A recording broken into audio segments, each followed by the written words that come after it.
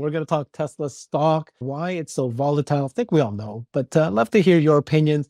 It was at 218 a week ago, and it fell to 195 around Monday, and then it is currently at 200 right now, but it did fall below 200 just a few hours ago. And so after the earnings call last week, many were saying that there wasn't going to be, that it felt like a lot of the short-term catalysts have been removed.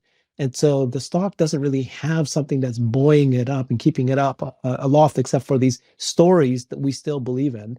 AI, energy is growing, the bot is still a big factor.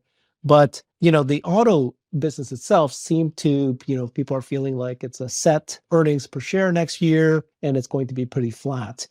Anybody want to jump in here? Jeff, what's your thoughts on the volatility? We do think that this is an options play, and that's why it is highly volatile. What's your thoughts? Yeah. Hey, everyone. Yeah, I definitely think there's a lot of forces at work on this stock. But I mean, technically, into earnings, we're right around the 250 range, and we had a choice of going back up and staying on the up or breaking the uptrend. And we broke it. I mean, I think it should be clear that we're below the 200-day, we're below the 50, the 50, the 200-day, the 100-day, the 200-day moving average. So we're technically in not the greatest spot. It's not horrible. I think we're a few dollars below it, and any kind of decent news could, I think, technically, this is all like supply, dynamics of, available shares.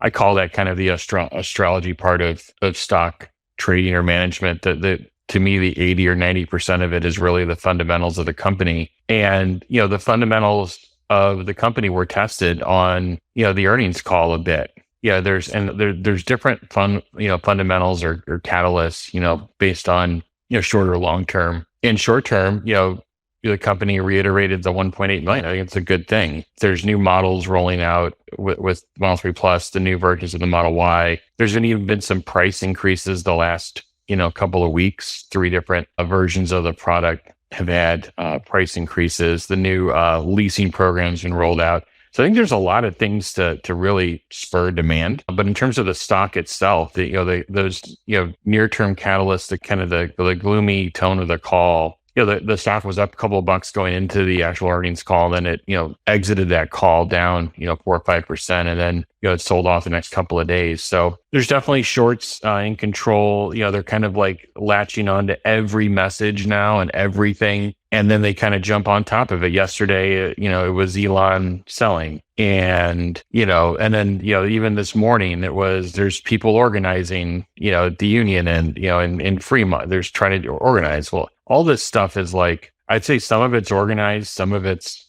just, the random or just continuous fodder of FUD on Tesla. So what Tesla's got to do is Tesla's got to, deliver results. And maybe from a messaging perspective, maybe one of these key catalysts, need to come through at some point, whether it's FSD licensing or something along those lines. But I guess I'll leave it with this and maybe we can discuss this a little bit more. I don't think it's interesting what the media did with Ford and GM literally capitulating in verbal and writing, and VW as well. And Porsche and Mercedes saying they're really struggling. The media could have said, well, Tesla looks like they're in good position. Their cost or their pricing, kind of they're calling it a price war, but it's working, right? But they did it. They said, oh, nobody wants EVs. And that is the FUD piece of it. That to me seems like some cabal was put together to get that message out and get it out there of like, yeah, we're going to be stepping back from EVs. We're going to be going more hybrid now. Tell everyone that nobody wants EVs. Well, nobody wants $68,000 lyrics and $150,000 Hummers. They want the $48,000 Y. So I think that's where we are. There's FUD. There's some technicals. Yeah, I think it's going to bounce around a bit. Question is, can it hang on to this level? Or does it need to be, the only thing that may be going forward is we're out of this cruddy October as well. And hopefully, seasonality wise, November and December are pretty strong. So maybe the indices help it a bit too. So we'll see. Jeff, you also left out Panasonic stuff about the batteries. And then I watched Rob Maurer and he broke down what was actually communicated. And they were saying that, well, Panasonic has taken down volumes. But then if you actually read the report, they say in North America, there's increased demand. So I agree with you. Media is just Yeah. spinning everything in the negative and taking the sentiment out of it. Well, but perfect Yeah, time. and We've got well, Jordan here from the Limiting Factor. He has his YouTube channel. He's practically, if anybody here wants to debate me, but I think he's the expert in batteries of anybody in the Tesla community here. So, Jordan, can you give us what your thoughts were? Do you think that this Panasonic news was, I mean, I don't know if you comment on stock price movement, but what's your thoughts there? Oh, well, see, let me just get out of the kitchen so there's no echo. I pulled some rice off the stove. I didn't look too closely at the report, but the brief look I did look at it, I thought it mentioned Japan rather than North America. And if that's the case, then it's no big deal because, I mean, on the Tesla end, they only have 10 gigawatt hours of capacity in Japan for Tesla, which is only, God, what is that? The amount of decrease they're talking about there is less than 5% of Tesla's total cell supply.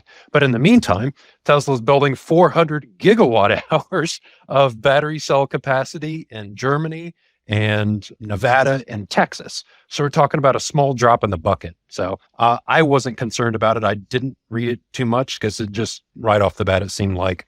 While we're on this topic, Jordan, can you give us a background for people who don't know? How did you get into batteries? How did you become such an expert in the space, and why are you so interested in it? It is really the limiting factor for Tesla, and then you obviously chose that name for a reason. Oh, well, let's see here. Back in 2019, there was the run up to the 46 Battery Day event. Nobody knew what it was yet. And there's people like Gally from Hyperchange speculating about it. And his speculating got me looking into things in the battery industry. And then I realized that, oh my God, all this information that's being put out there is way off base. And I don't think it's accurate. So I just started sharing my thoughts on YouTube just to get some information out there. And then people gave me feedback and said, you're an idiot. And I said, okay, yeah, you're right. I just rinse and repeat. And then over time, like talking to experts and correcting the areas where I was wrong, I got to a decent level of knowledge. I don't consider myself an expert because what I try to do is I just try to go out there and take complex pieces of information and break them down for people because it seems like it's useful to people. And I'm not big on the expert tag because I think everybody should be questioned and nobody has a monopoly on the truth. Even the people who know something really well, I often catch them out for getting things incorrect. And it's just part of the learning experience. Gotcha. Yeah. But you must be an engineer, right? Because, I can spend hours a day studying batteries and I cannot become an expert like you. No. My degree is in management. And I have I've done everything from, I was a bar and restaurant manager for years and like barista, bartender, chef. I ran a casino, restaurant manager, installed fiber optic cable, worked at factories. I get so bored with everything so quickly that I often move on quickly. But I found with like this YouTube channel, I can just let my curiosity take me where it goes. And I just do a video on what I'm interested in, whether that's like motors for vehicles or batteries. Oh my, I'm learning something new. Okay, maybe there's a chance for me still. Thanks, Jordan. Come back shortly. I just want to ask Alexandra, of course, and Xander. We're still talking about Tesla stock volatility as our main first topic. Alexandra, what's your thinking? What happened this week? I actually joined Jeff. I think this has been lots of orchestrated FUD. I mean, this new idea that there is no demand for EVs anymore. Isn't it crazy how it comes from all sides? At the same time that China is growing, Europe is still growing like crazy. So this is absolutely, made up and hyped and over. When it comes from all the sides, you just realize it's too much of it. And then the other thing we shouldn't forget, and this has been true for weeks and months, Tesla is the stock where there's the most option trading. So most option trading obviously can be calls and puts, but the volumes are always consistently more than double, if not triple of all the other mega caps. So when Tesla moves, and at the moment it's the shorts play. I mean, you hear them on X 24 hours a day. They're jubilating. They're happy. Wish them a happy Halloween. And soon it's over, like always. And then Xander, did you watch, Xander, the Nicholas interview? And he said that he believes that 50% of Tesla's stock is on the auto business and 50% is an option play. How did you value the current price of Tesla? Yeah, I did watch it. I do agree that, I brought this topic up like a month ago, and, some people say, oh, it's all car business, right? There's no FSD even within the bulls. So, which I kind of disagreed with. So I do think it is the optionality part, but the volatility in the stock is kind of predictable, right? As was mentioned, there's so many options, and the day traders get to eat, right? They make money on the way up, on the way down. So, but that swing is good for those traders, but fundamentally speaking, you look at the stock, as Jeff was saying, the moving averages on the dailies have been impacted. I don't know if you recall a couple of weeks ago, I think I tweeted it out, or it was a response or something, and or tweeted it, posted it, that I think that they're going to take it down to 200, trigger a bunch of, if we turn around here, we're still on the weekly moving averages, as I mentioned, the 50-week moving average is at 206.34, and so is the 200, that's at 207.73. So they want to cross, but they haven't quite yet. It's still overlapping. So if we can close the week above it, it feels like perhaps, the dip was bought, but we have to clear it. So it's really a big decision point from the technicals. And it really comes down to that sentiment of, what's happening with the true investors, not just the traders, but are people giving up, right? Are they paper handing in this situation? So it's really a tough place to be if you're a long-term investor. You don't really watch any of this. If you're trying to grow a position, that's where I can see people having a tough time with it. But yeah. Okay, so I've got a question for the panel here. It might be a very stupid question, but it's a very basic understanding for my part. Okay, so if Nick Cole says that the stock is volatile because people think of Tesla as an options play, they are making a bet that FSD, robots, energy is going to take off. The auto business is about 50% of its value. Okay, that's why it's volatile. But okay, well, what happened this week, right? Was there any news about FSD failing, or energy stopping to grow, or bots, something happened there? No. All the news happened was on Tesla. And then on the auto side, and I want to ask you this question, Jordan, isn't it true that in the last week, the battery story has been so incredible positive, right? So we had news that Cattle opened their new factory next to Giga Shanghai. Didn't we hear that 4680s, while it was massively delayed for a long time, it's now starting to progress faster with a 20 million cell. And then in the same time, we're hearing all of these other stories about other car companies failing, and they're slowing down their EV ambitions. So why is Tesla stock being seen as negative when nothing has changed with optionality? And in fact, everything about the auto business is looking like it's still going forward. So let's start with you, Jordan. What do you think about this? My comments about the batteries being shored up? Oh, yeah. Like from my perspective, I was really happy with the earnings call. I mean, a lot of that is because I'm focused on the battery side of that. And when I see what's going on with the 4680 ramp, you're looking at when the 4680 is ramped, it's going to save them about $3,000 per vehicle that those battery cells go into, just from the lowered cost of manufacturing. And on top of that, you're going to have about another $3,000 per vehicle for the IRA tax credits because Tesla produced those cells in North America in-house. So that's a $6,000 savings per vehicle when they get that ramped.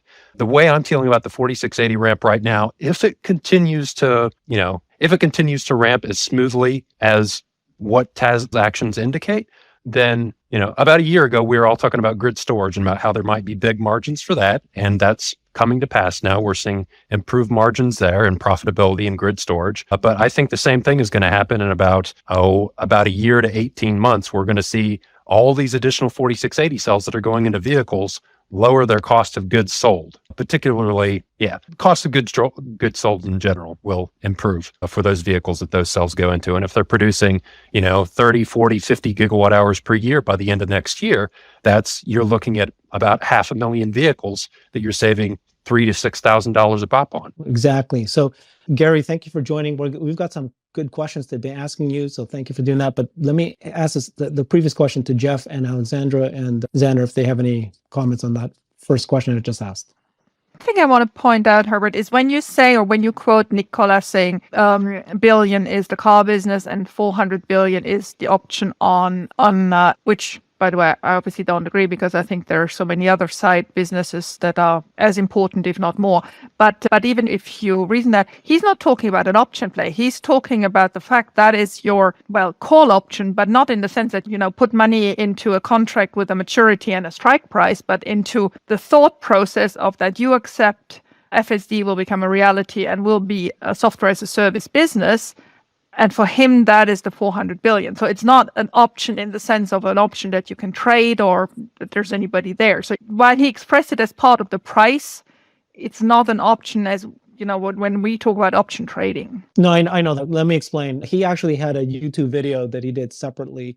And he said that there's 3 ways to value Tesla. The first way that many people use is PE ratio. It's fine, but it's the least of the best ways to measure it. The second way is to do discounted cash flow. You look at the earnings in the future, you discount it to current, because that's the second best way. The third way is really to think of Tesla as an investment is like an option where you're betting that FSD and others will eventually pay off. And if it does, that's why you're doing it. You're not doing it because of the auto business, because the auto business is basically in the growth, earnings stage. That's what he meant. I get what you're saying, but that's why I bring that up. Got it. So Herbert, what's the question? The original question was asking, why is the stock so volatile this week when there's nothing changed with the options, which is, robotaxi, energy, but actually also on the auto side, if you think about it, things are actually looking good because you're seeing capitulation of the legacies. And then the only debate is that some people think, that EVs is the growth is stalling for one reason, which I think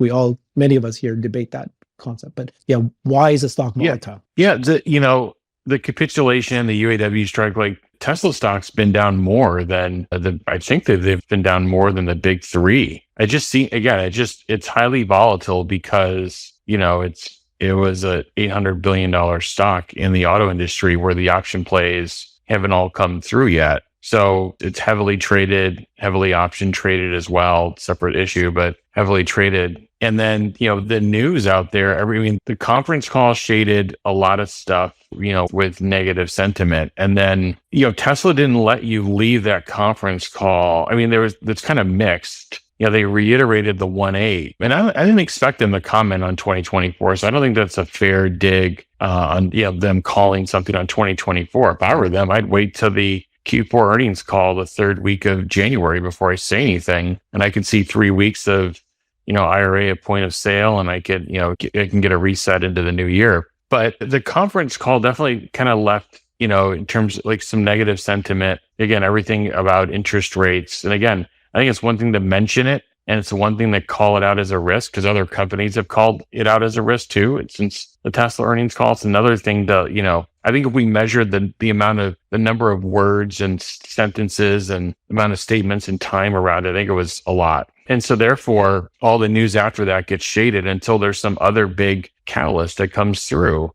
So maybe the Cybertruck event will be, depending on how that goes, that could be viewed as a catalyst. I think the catalyst for that event are the specs, competitive or better than anything else out there. I think the answer on that's going to be yes. And then, do they have, a decent, are they delivering cars to real consumers, or is it kind of to employees first? That one, the jury's out on. I don't know. If I were them and I only had line of sight to a couple hundred cars, I may be, more inclined to go internal, get the quicker feedback. And you can keep COGS and R&D until you actually ship, revenue units to consumers. Again, that's an accounting thing. That's a blue money thing, but it matters. Does it hit COGS or not? And I'm not 100% certain on that, but that's, my experience. That's how it's managed. So yeah, it's these catalysts. Like these catalysts have to come in and they kind of have to reset. We need a reset from that earnings call. We need a successful Cybertruck launch. We need them to hit the 1.8. We need to, not have any, concerns about that. Because what the media has put out there is, this whole shading of like nobody wants EVs and, there's EV demand issues. And I think if they just did any bit of homework, they would find that the demand is growing on automobiles that are not good or are priced too high for their segment. Again, Polestar, Cadillac, Lyriq, $60,000, $70,000, $80,000, Model Y competitors are going to get killed by the Model Y. So I think that's where it stands. I also think you have now that Legacy Auto is seeing that everything they put out there is, really high inventory, really slow moving. Then they had to go to their suppliers and say, "Hey, look, I don't want any of the stuff that I asked for originally in Q4." And the first ones that are going to get hit are going to be the silicon suppliers. So that'll be the onsemi's, the ST Micros and so of the world and so forth. They're going to get hit first. And if it's Tesla's competition, their inverters are built on the outside of the company. So that's at another stage before the factory. So you even have to add, you have to add a couple weeks onto that. So their lead times are really long. So where am I going with that? I think bottom line, I think from the call to where we are today, the stock is so volatile is because of like how that call was shaded, overly negative. I think if Tesla can start ticking off some of these new catalysts, I think it can turn pretty quickly. Thanks, Jeff. Okay, so we've got Gary here. Gary, welcome to the show. Love having you in Cyberbulls. So the main topic today is, why is Tesla stock volatile? And I know you've been addressing that with your tweets, but since you're here, I want to ask you questions about this interview I did with Nicholas Colas, who's a 30-year Wall Street veteran with significant auto industry background. And I'm going to list out 6 things that he said during my interview. Thank you, Jordan, from the Limiting Factor. By the way, even though I did the interview, your tweet summarized it. So I'm going to read it from your tweet. So basically the things he said, and you can choose which one you want to address, right? So one, he said, Chinese vehicles, he doesn't believe is going to be able to go global necessarily. He thinks that other than Tesla, the next company that's going to survive is actually surprisingly Toyota. He thinks that cost reductions, that Tesla needs to become a low-cost leader. They need to continue cutting prices until they're absolutely the low-cost leader, because this is the way things work in the auto industry. He does agree that now that Tesla's in mass market, advertising would be helpful. He said yes in the US, not in Europe. He did not believe that buybacks is a smart move because auto industry requires that they maintain strong cash balance and in fact raise $20 billion in equity. So you can address any of those 6 or the stock volatility.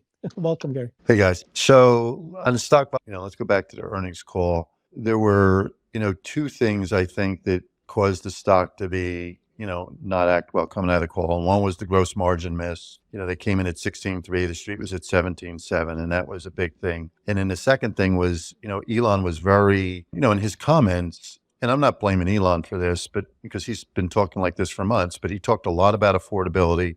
And I think most people came away from that call thinking they were going to cut prices again, which, has been a negative depressant on earnings estimates all year. Estimates are down 35%. So every time they cut prices, the analysts cut the estimates, and that causes the stocks to go down. And then I think since then, you had the on guidance cut, but they make silicon carbide chips, which, they get used in EVs because they can tolerate the higher temperatures.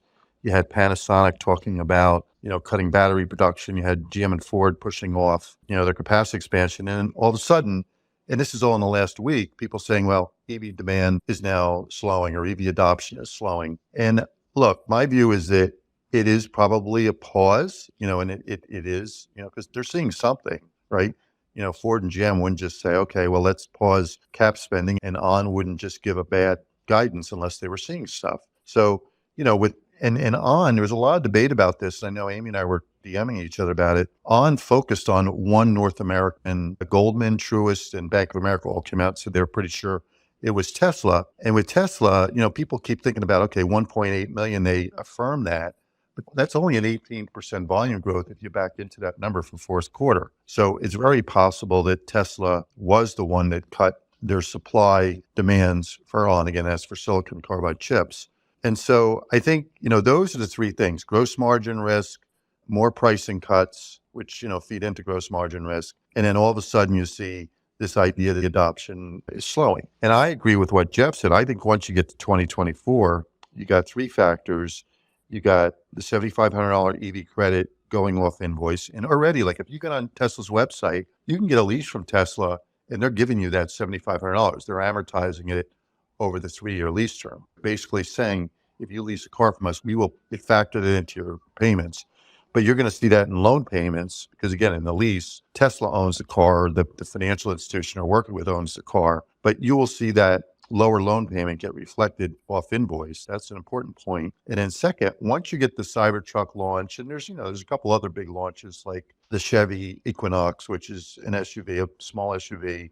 that's bringing out and that's news, and news will get people interested more in the category. And I think autonomy, as long as there continue to be improvements in autonomy, and we can have some advertising, we can have some discussion about it, people get excited about that. I think you'll see EV adoption pick up again. And so, one of the problems is that Martin himself, and I talked to Martin, I guess it was last week, maybe the week before, he said, this is the first half over half. And he's talking about first half versus second half of last year.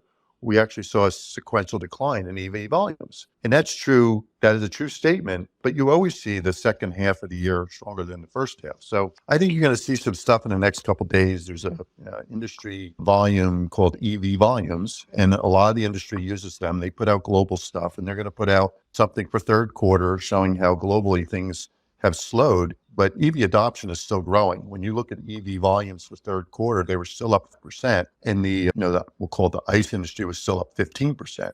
So that means EV adoption, if you think about it in share standpoint, it's still picking up share. So I think it's just people speculating that since the end of the third quarter, because of Panasonic, and because of what Ford and GM did, that EV adoption is slowing. And I think it's more of a pause based on the calendar than it's anything. I don't really think, and I know others have echoed this, that you're really seeing EV adoption turn off. And I think Ford and GM are overreacting. And in hindsight, they're going to realize that, they were being too short term about it. So that's my view on the stock. I do think that the stock, has been weak, but to your question, I went back to October 18th, Tesla's down 17, NASDAQ's down 4, it's down 5. But you would expect that Tesla would get hurt worse because it's got an implied growth rate of 35 to 40. I mean, that's what people expected, whereas people expect it to shrink. So when you take, let's suppose you believe in this view that EV adoption, which again, EVs are growing at 40% a year. If you think it's going to start growing at only 20, you would take your Tesla numbers down, or GM and Ford, you wouldn't take down,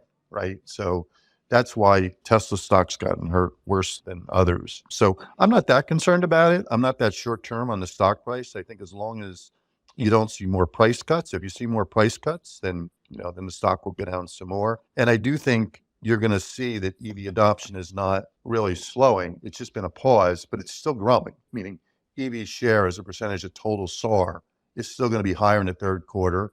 And with fourth quarter, again, I was talking to the guy, he's in Sweden. His name is, if you want to look him up, he's actually a Twitter guy, Victor Earl. And, he's a pretty nice guy. You can talk to him. And he compiles all this stuff with his father, and they put it out. And he says, look, fourth quarter is coming up fine. So I don't really get too worked up about, ON or Panasonic saying what they're saying, because it doesn't seem like it's really, a permanent situation. It feels more like a pause than a slowdown. On your other things, will Toyota survive? Yeah, Toyota is the biggest player. They're going to survive. We're short the stock because we think they're way behind Tesla on, both coming out with EVs and on autonomy, but I do think they're going to survive. They're not going to go belly up. And, advertising, I guess I and the guy agree that advertising, I know he doesn't agree on buybacks. And, I guess as an investor, an institutional investor, when I hear about a company that's raising cash, they already have 26 billion cash. They raised another 20 billion. And the cost of equity, we think it's about 14% for Tesla at a 5%. 10-year treasury. I know investors would have a heart attack. Institutional investors would have a heart attack if they raised another 25 billion of cash or 20 billion of cash, because the way they look at it is, well, what are you going to do with it? And if you're going to stick it in the bank and earn 4%, but it's costing 14% from an economic standpoint, that's a bad use of capital. So I definitely don't agree with him on that. Jeff, go. Jeff. Oh, here I agree with what Gary said. I just was in a comment on a few of the things. I actually don't think Ford and GM are overreacting. They don't have a model where they can produce just a quantity of one vehicle where the COGS are less than what they can sell it for. They don't have a model. And right now, there's nothing between them producing quantity 1 or quantity 50,000 of that one vehicle where they would not lose money, meaning their unit economics are broke before they actually start assembling the vehicle itself. It's not like they're not assembling it fast enough or there's not enough volume behind it. It's like, no, there's too many parts in this thing. It's too complex. And so I believe that their unit economics are actually broke from a design perspective, even before you have the scale conversation. And what they've come to the realization is, like Ford, remember Ford said that they were going to exit 2023 at a 600,000 unit a year run rate. So that's 150,000 units per quarter. And GM said that they were going to produce 100,000 vehicles or so in the second half. And essentially they're going to do about a quarter of that. I mean, they're way off. So I actually don't think I don't think they have anything to build EV wise for the next 2 years. I think they did the PowerPoints, they did the prototype models, and they got some credibility and some oomph in their stock of like, hey, they're serious about EV, but they actually don't have anything they can scale, and they know it. And this is before the UAW price increases, which puts another couple of percent, nails in the coffin for their EV efforts. So I actually think they need a multi-year reset where the models they've announced aren't the models that they're going to scale. They're going to have to redo, and they're going to have to, relaunch in 2020, whatever, 6, 7, maybe 25. I think Ford says they're going to have their new replacement for the Lightning in 2025 at some point. We'll see. But I think they're going to have to redo a number of their vehicles to take their cost structure down. I think Ford talked about it on the earnings call. So I actually don't think they have something they want to scale. For example, if Ford built, I think I did the math, and it's not linear. It's somewhere between 85 and maybe 100,000 units. If they actually did that in a quarter, they would have wiped out all the margin from their other ICE sales that they do. So to your point of like, they're overreacting, I actually think this has been in the cards for a number of months, and they've come to the realization, like, we can't scale this stuff. And the capital picture's gotten worse. The rates the picture's gotten worse. And that's why they were so happy when Elon said, here's supercharger access. Well, boom, because they had, like, I think Mary Barr said they had $400 million in their capital plan for supercharging. So that's just point one. And then point two, in this on semi push out, just the sourcing dynamics of this really quick, and I promise I won't make this super wonky. Ford and GM, given the number of models they actually have more models than Tesla, and they're such low volume. So they're probably not going to dual source the silicon carbide components, meaning there's Wolf, there's Micro, there's probably a fourth too. So they're not going to multi-source. Tesla is going to multi-source with the Model 3 and the Model Y. Will trigger all kinds of multi-sourcing rules. And because like those two together are basically, over 400,000 units a quarter. So I would be shocked if Tesla's not dual sourced on their inverters, buying from On, buying from ST, or buying from On and buying from Wolf. I don't know the exact combination. So if Tesla so I think if I were to fast forward to my answer, I think the On announcement may have some Tesla. I actually think it's as equal parts for GM, if not more, because they had the big number. They had Ford said they were going to do 150K, and they'll probably do 20 because they have so many cars in inventory. GM said they were going to do 50 or more, and they're probably going to do 20 or 30. So they've taken their numbers down a couple 100K just by them alone in North America. So if Tesla did anything, Tesla may have come off the 2 million at some point in the last couple of months, and then just say, hey, we're going to do 1.8, and then we're going to push the rest of this into Q1. But anyway, that was my thoughts on that. I definitely think Tesla is multi-sourced on that.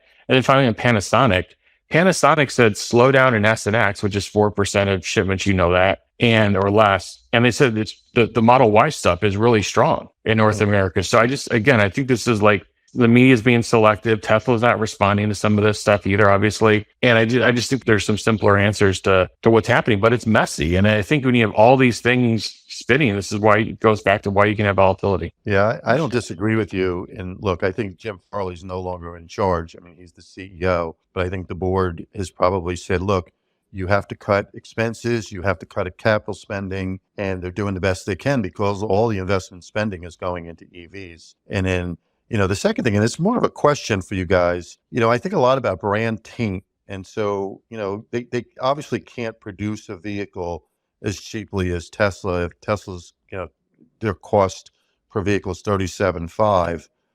I don't know what Ford or GM's cost per vehicle is, but I'm sure it's much higher. To your point, they can't really get down to where Tesla's. But I'm thinking about the brand. And so I think about the Ford F-150, which is a number one selling brand. and you launch a moniker off that. So you have a Ford F-150 Lightning or Chevy Equinox EV, a brand that's a gas guzzler brand. And I'm just wondering if the demographics of, again, let's take Ford F-150, if you can actually put an EV name on it, and maybe that's why it doesn't sell as well. And look, if I were in their shoes, I would probably go the same route. When I think about what Volkswagen's try to do, where they launch totally different brands. So they've got ID3 and ID4, as opposed to, like take Porsche. Porsche has Macan, and they're bringing out a line extension of Macan. Same thing with Cayenne. But then they have Taycan, which is a brand new brand. There's no taint attached to it, and it totally cannibalized Panamera. So, I'm just wondering if maybe the F-150 and other legacy brands, because they have a gas taint to them, and I'll use that word, I'm wondering if that's why you can't stick an EV moniker on it and it sells. I don't know what you guys think about that, or if that's even important. I'd say in 10 seconds, I think the price versus the features and performance is the number one problem. The number two problem, we see this in the loyalty data, is this, like the software and just the overall experience, whether it's VW or Ford, it's not a good experience. That's why they're not coming back and saying, I want another VW or I want another Ford. They're less than half of the people that buy a non-Tesla go buy again from the same brand, versus 3 out of every 4 people that buy a Tesla are loyal to Tesla and would go buy another Tesla. So it's the software, it's the price is the first thing. They're not competitive on price.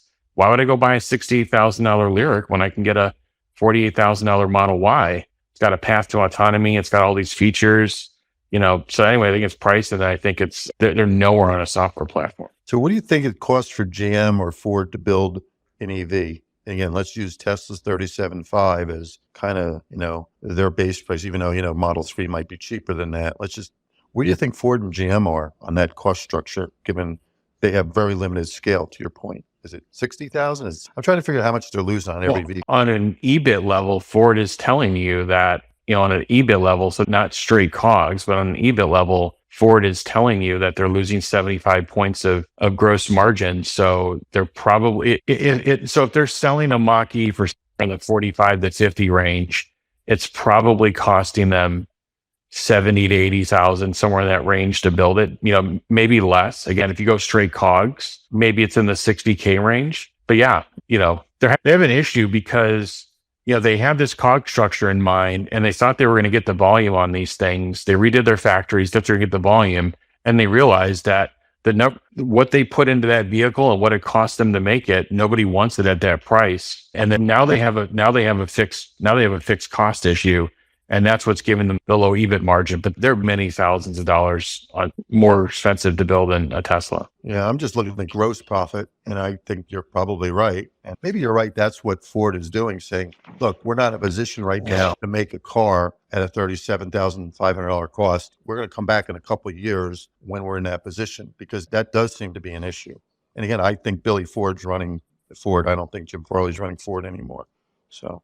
Yeah. Okay. We have some hands up. Yeah, I would just love to add that, while I think a lot of what has been said is true, I think one thing that's often not talked about is the significance of the charging networks, and brand, price, features, software all matter. But as a consumer right now, who of us could in good conscience buy a non-Tesla right now? Even for a family member who said, I'm never going to buy a Tesla, we would all say, hey, totally cool, wait till next year. And I think that's causing a lot of weirdness in the EV market, and potentially bringing down the entire EV market, including Tesla, because it makes it look like EVs have lower demand, when in reality, the average consumer who wants an EV might also just be waiting. And now that could have an additional effect to where maybe people, even next year, when they are switching to NACS, that consumers think, oh, what is the resale value of this? We just saw last year. But I think it might be underplayed, the significance of this charging infrastructure and charging infrastructure switch, because all of us up here, at least from what I can tell, would all be buying Teslas partly because of the charging infrastructure. And even if we weren't going to buy a Tesla, would wait until next year. Well, I'll turn this over. I'd love to get Stock Talk and Gary's feedback on your question, Ryan. Here's what I found most interesting. I'd love to hear some feedback on this too. GM and Ford capitulated after they made the supercharger agreement with Tesla. So they obviously, when they made that agreement with Tesla, they had intentions of like going into 2024 strong. And so they capitulated after the supercharger agreement and before the supercharger agreement actually started and took effect. What do you, I think like, and I think Gary's right. I think, Farley's not running, the capital picture there. I think things have gotten progressively worse, but I'd love to hear your opinion on, because I agree with Ryan, the supercharger is a factor, but why would GM and Ford capitulate before they even got super access? Stock, you want to take that one first? Or you have anything else to go through? I missed that question. I was trying to make some stuff up, but what was the question? We're just talking, Ryan brought up a good question of like, isn't, supercharger access a big factor in why the competition maybe have to be having some capitulation? I just threw on top, why would they be capitulating after they did the supercharger agreement with Tesla and before, they even have access to the superchargers in 2020? And my thought was there's something much bigger afoot in their capital picture and they're in much worse shape, but go ahead. I think the charger halo effect, if you will, is great for Tesla, but I don't think Ford and GM are capitulating here has anything to do with that. I really think, I'm going to sound like a broken record here, but even last time I was on this space, I made most of my comments related to one thing, and that's cost of capital. And I still believe that is the overarching factor, not only in many of the abandonments we've seen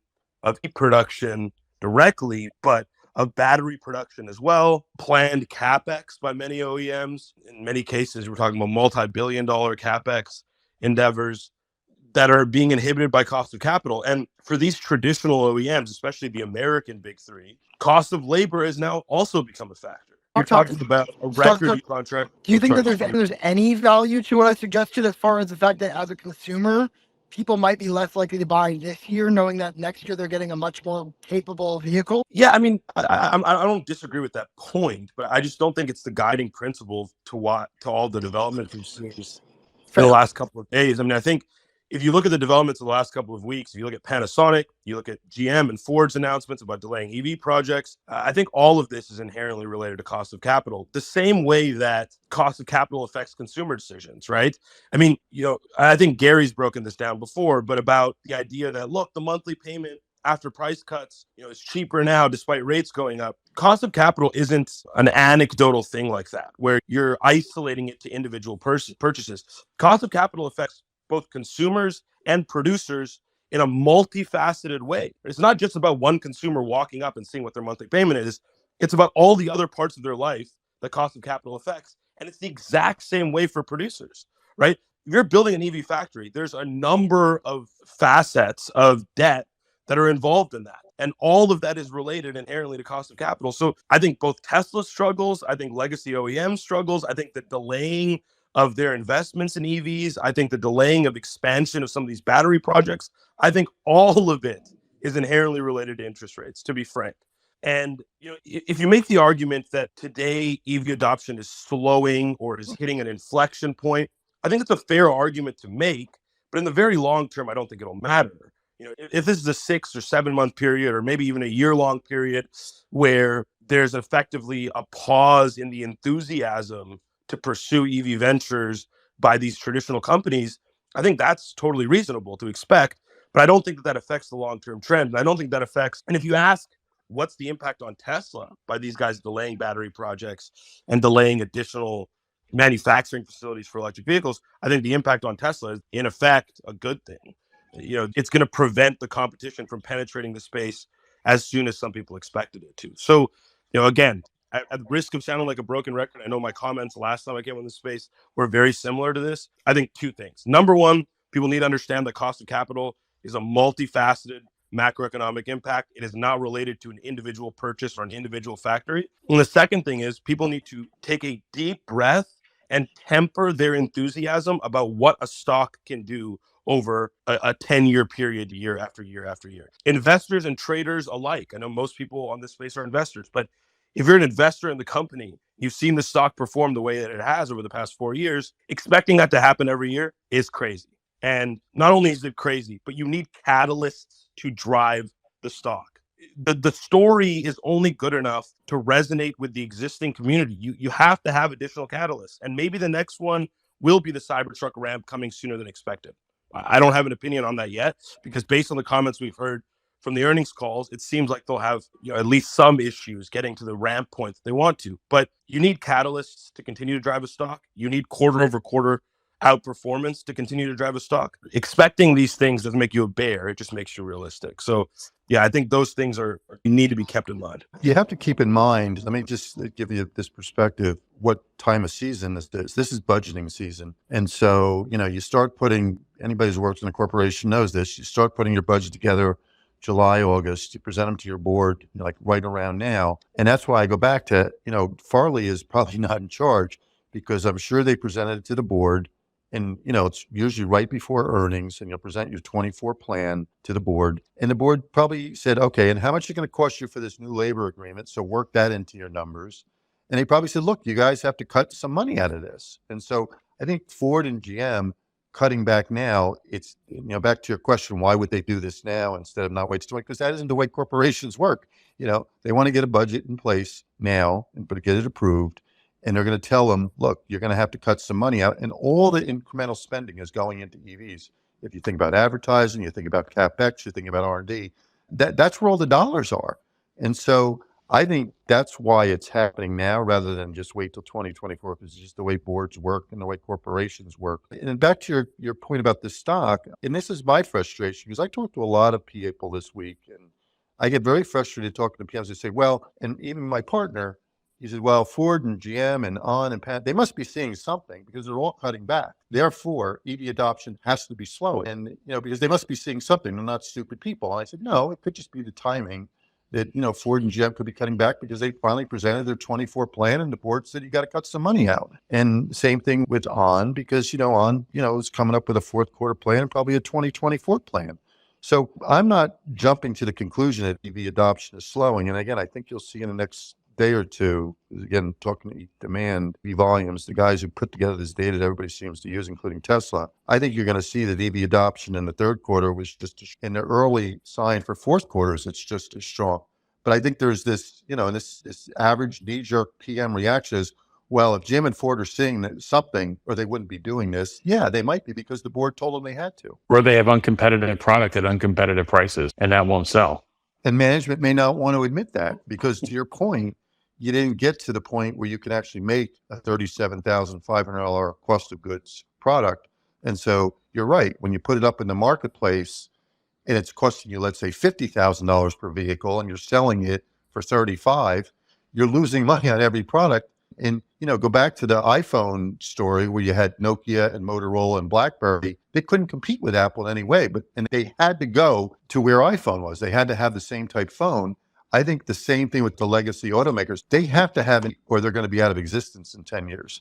And the question is, if you're the board, do you give them a year to just pause? And to your point, Jeff, and I agree with you, come back and say, okay, where's our cost structure? Now we have a prototype. Now we have a manufacturing facility that can build cars at $37,500. I'm very interested to see what Equinox does because they've already said that they're going to launch a product at $35,000. But it's got to be cost them $50,000 or more to build the damn thing. So they're going to lose money on every product they sell, And those boards aren't going to go for that. They said they were pushing it out last week. That's what I understand. In the GM earnings announcement, they said the Equinox was being pushed out. So it's very confusing, what they're saying, what they're doing. And Mary Barra said, it's like the first week of June, she said, we don't know how to build a profitable EV below $40,000 this decade. I think it's the cheap version because there's three versions. There's the base Equinox, which was the $35,000 car. And because I was trying to make sense of that too. And so I started reading through transcripts. And I think what they're starting with, just like Tesla, you start with the tri-motor and the dual motor with Cybertruck. They're more expensive. I think they're starting with the more expensive Equinox, which has more bells and whistles. It's going to cost closer to $50,000. And I was talking to somebody at Automotive News, and that's what they said. And that $35,000 truck, which, is kind of the bare bone, is not going to be introduced till later next year. I believe that. I think when you guys are talking about timing, just one quick comment I'll make. I mean, it shouldn't surprise anyone that the timing of all these announcements is literally either right before or right after the UAW contracts were solidified across the board for all three of these guys. I mean, if you go look at the details outside of we won't find out all the details until these contracts are officially ratified. They're currently at the tentative stage, which means for all intents and purposes, the agreements are made. But the UAW and Ford will not release all of the specific details until they're ratified. Putting that point aside for a second, we do know some details. We know that there are 16 facilities that are traditional legacy OEM facilities that are outfitted to produce gas-powered cars. Of those facilities across all three OEMs, as part of the agreement, now cannot be closed. Okay. So as part of the negotiation, the UAW negotiated that these ICE facilities cannot be closed. So now Ford, GM, and Stellantis are sitting there with factories that they intended to shut down in the transition that they now cannot shut down. That's another not only CapEx burden, but a strategic burden that they will have to undertake that will affect not only production, but their ability to scale and plan these new EV product lines. So this is a multifaceted problem that was already an issue, but got exponentially exacerbated by this UAW agreement. You're talking about 150% pay raises for temps, 3% pay raises for top-end employees, 68% pay raises for middle wage employees. You're talking about Rawsonville and Sterling getting 8% raises immediately upon ratification. This is an enormous across the board shift in labor costs that is making these guys recalculate everything. I mean, when we talk about per unit EV production, the profitability of per unit EV production prior to these contracts, we were already mocking legacy OEM for their inability to make these cars profitably. Now that problem has become immensely more complicated because not only is their wage cost significantly higher, but now the CapEx plans that they had for new focused facilities and re-outfitting these existing facilities, all of that has been shuffled. The entire deck has been shuffled. And so it's frankly understandable that they've had to push back their plans on some of this. I don't think it has anything to do with consumer-facing adoption or consumer-facing excitement about EVs. I don't think it has anything to do with any of that, to be frank. I think it's all internal. I think maybe not all of it, but 90% of it is internal. 90% of this is the encountering of a complete reshuffling of the deck for CapEx and for labor costs. Look, I think that's right. And I think you're right that the UAW contract, the timing of it is now. But I also know, because when earnings came out, that's usually when they have board meetings. Usually the board meeting is the week before earnings because they review it with the board. And this happens to be the month in October when you start reviewing your 24 plans with your board. And so you've got all these things happening at once. You got the UAW contract being finished up. You got third quarter earnings. You're presenting your view for 2024. And I think that's why you've got all these announcements coming up right now, where you're basically saying, we're going to delay, the $12 billion of cap spending for Ford. They had to bring it out and say that. And that's why you see, these things getting delayed, because this is the time it would get done when the 24 plans get unveiled. To your point. Is it possible that they looked at what Tesla communicated on the last earnings call and took it like an opportunity to cut their plans? What do you guys think? But Tesla's going aggressive. I mean, Tesla's not cutting back anything. Tesla's, cutting price. And if I listen to the Tesla call, I came away thinking, okay, they're going to cut price again, which is going to make, anything they do even more uncompetitive if they can't get their cost out. So yeah, in a funny way, you could say that Tesla being super aggressive on their conference call, saying, look, we should be driving affordability more. Maybe that causes them to get even more nervous that they're not going to make any money and say, we got to be competitive on cost. Because to Jeff's point, I don't think anybody can come close to Tesla's cost of goods sold, which again is $37.5 for an EV.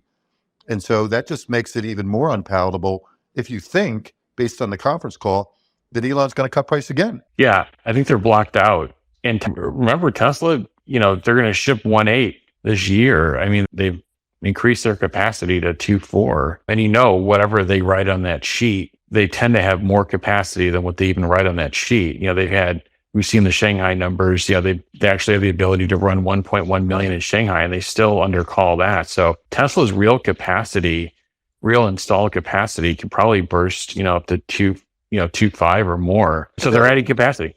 Look at that earnings. There's a chart in the earnings deck. It's 2,350, which is Shanghai at 950. And I think it was Model Y in Texas, if I remember correctly, at 250 and Cybertruck at 1.25. But that's a 235 number. And again, if I'm Ford and GM, I'm nowhere near that, right? So Yeah, I think to your question, are they looking at that? And they know if I listen to that Tesla call and I'm Ford or GM, I'm thinking they're going to continue to be very aggressive at Tesla. They're not scaling back in any way. They're going to continue to build out production.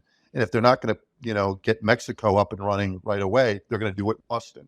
And Shanghai's already at 1 million per year capacity. And, they're basically doubling Berlin. So yeah, there's definitely, if I'm listening to them, I know that Tesla's going to be aggressive at pushing out, pushing their capacity forward and pricing too. And all the volume's below 50K. I mean, that's where a lot of the volume is. So they got to be looking at that and say, if I want to put something below 50K, if I'm going to get volume, I got to put something below 50, probably something below even, 40, 45.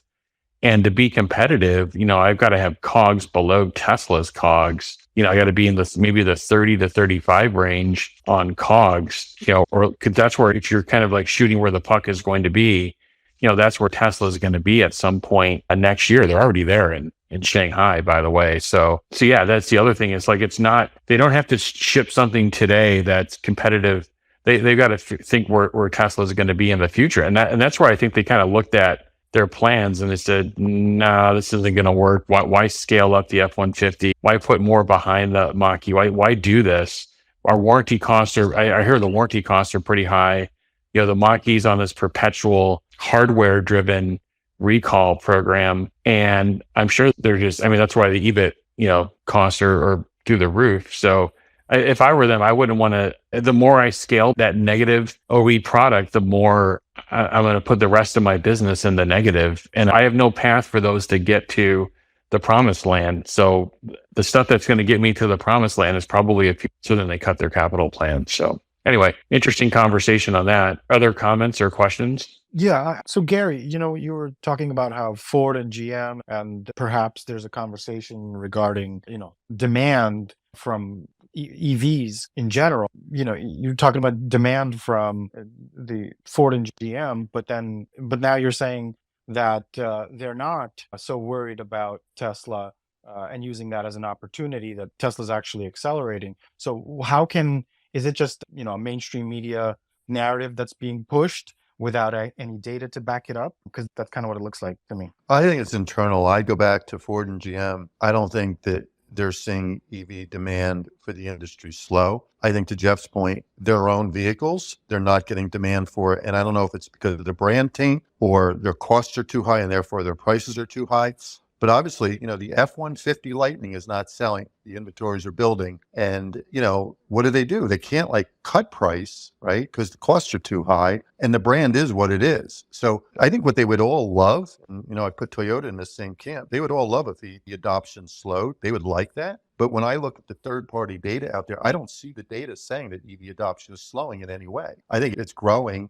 It's not growing as fast. But I think, there's certain reasons why that's true. And you didn't see any Model 3s out of China in the third quarter, and that contributed to that's a big number, and it goes into the whole EV demand forecast. There was a strike, so maybe they didn't have enough units out there, although, again, that probably helped them a little bit because there wasn't as much inventory. But I think it's internal. I don't think that EV adoption is slowing. I define EV adoption as number of EV vehicles sold divided by total SAR, right? And so if that number, let's make it up globally, is 12%, and it's like 8% in US or so, I don't believe that you're going to see that number come down. I think it's going to keep on growing. And I think if Ford and GM, are being naive, they think it's actually slowing. I don't believe they believe that. I think they're just saying it because the board is saying, look, you got to cut costs somewhere. And all their CapEx budget, all their R&D budget, all their advertising budgets directed at EVs. And I think Jeff's right. I think they're not going to go away and they're not going to capitulate forever and say, well, we're not going to be in the EV business. I think they're just going to come back and try to come up with a product that, doesn't cost them $50,000 a vehicle to make, because they can't compete with a $50,000 vehicle when Tesla's at 37.5 and going lower, and they're aggressively cutting price, if that makes any sense. Makes a lot of sense, Gary. Thank you. Stock Talk. So with you have a good understanding of the macro impact on psychology. So back to Herbert's question regarding the stock price.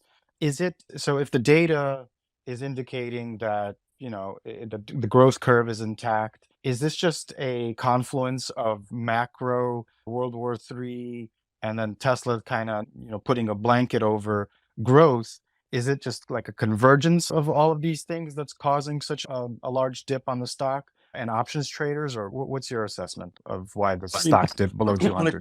when it comes to options, I mean, Tesla is the most options driven stock of all time by far. You look at stocks of its size, it's not even close. And so short term sentiment drives this stock more so than a lot of its big tech counterparts. It's part of the reason why Tesla has a much higher average true range. In other words, the amount that it moves on a daily basis than other big tech counterparts. This is not partially due to, this is precisely due to the options market on the stock.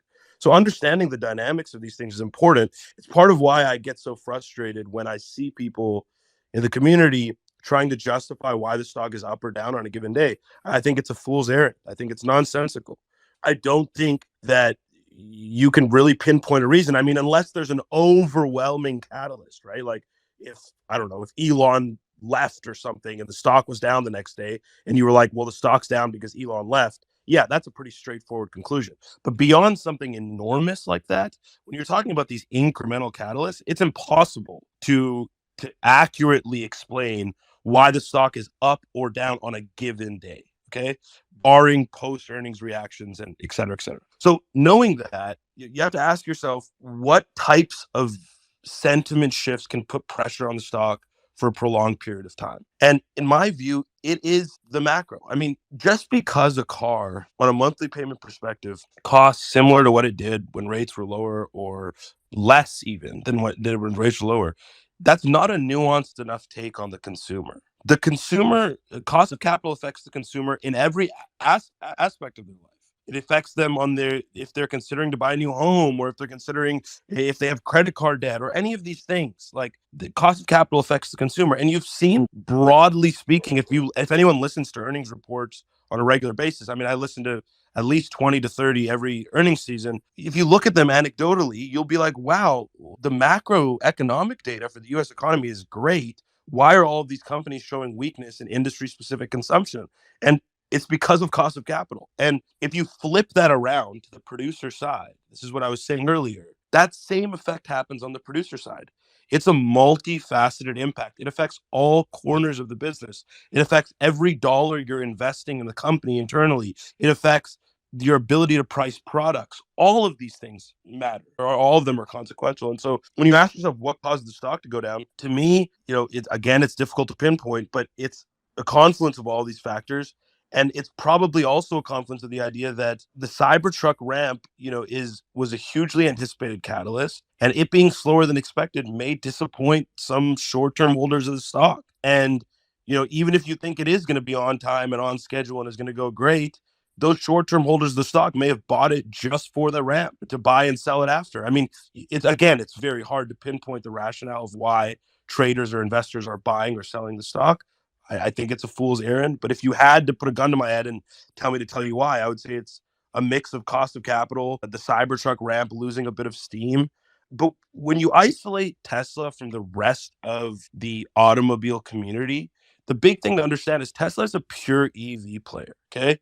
And by virtue of being a pure EV player, all of the marbles are on growth. Okay, because that's where the growth is in this industry. The internal combustion engine industry, on a per model basis, if you break it down per model and you look at all individual models of internal combustion engines, is growing very slowly. And if you look at the jump that it had this year, if you look at the jump in gross automotive sales that happened this year compared to Tesla, that's because there was an enormous base effect. I had this conversation with somebody on Twitter a couple of weeks ago, but I was mentioning that, look, there was an enormous base effect. After you had the stimulus from COVID, then you had an enormous boom in auto sales in 2021, and you had an enormous drop in auto sales in 2022 when rates first started going up. And this year, what you've seen is a rebound industry-wide from that base effect of 2022.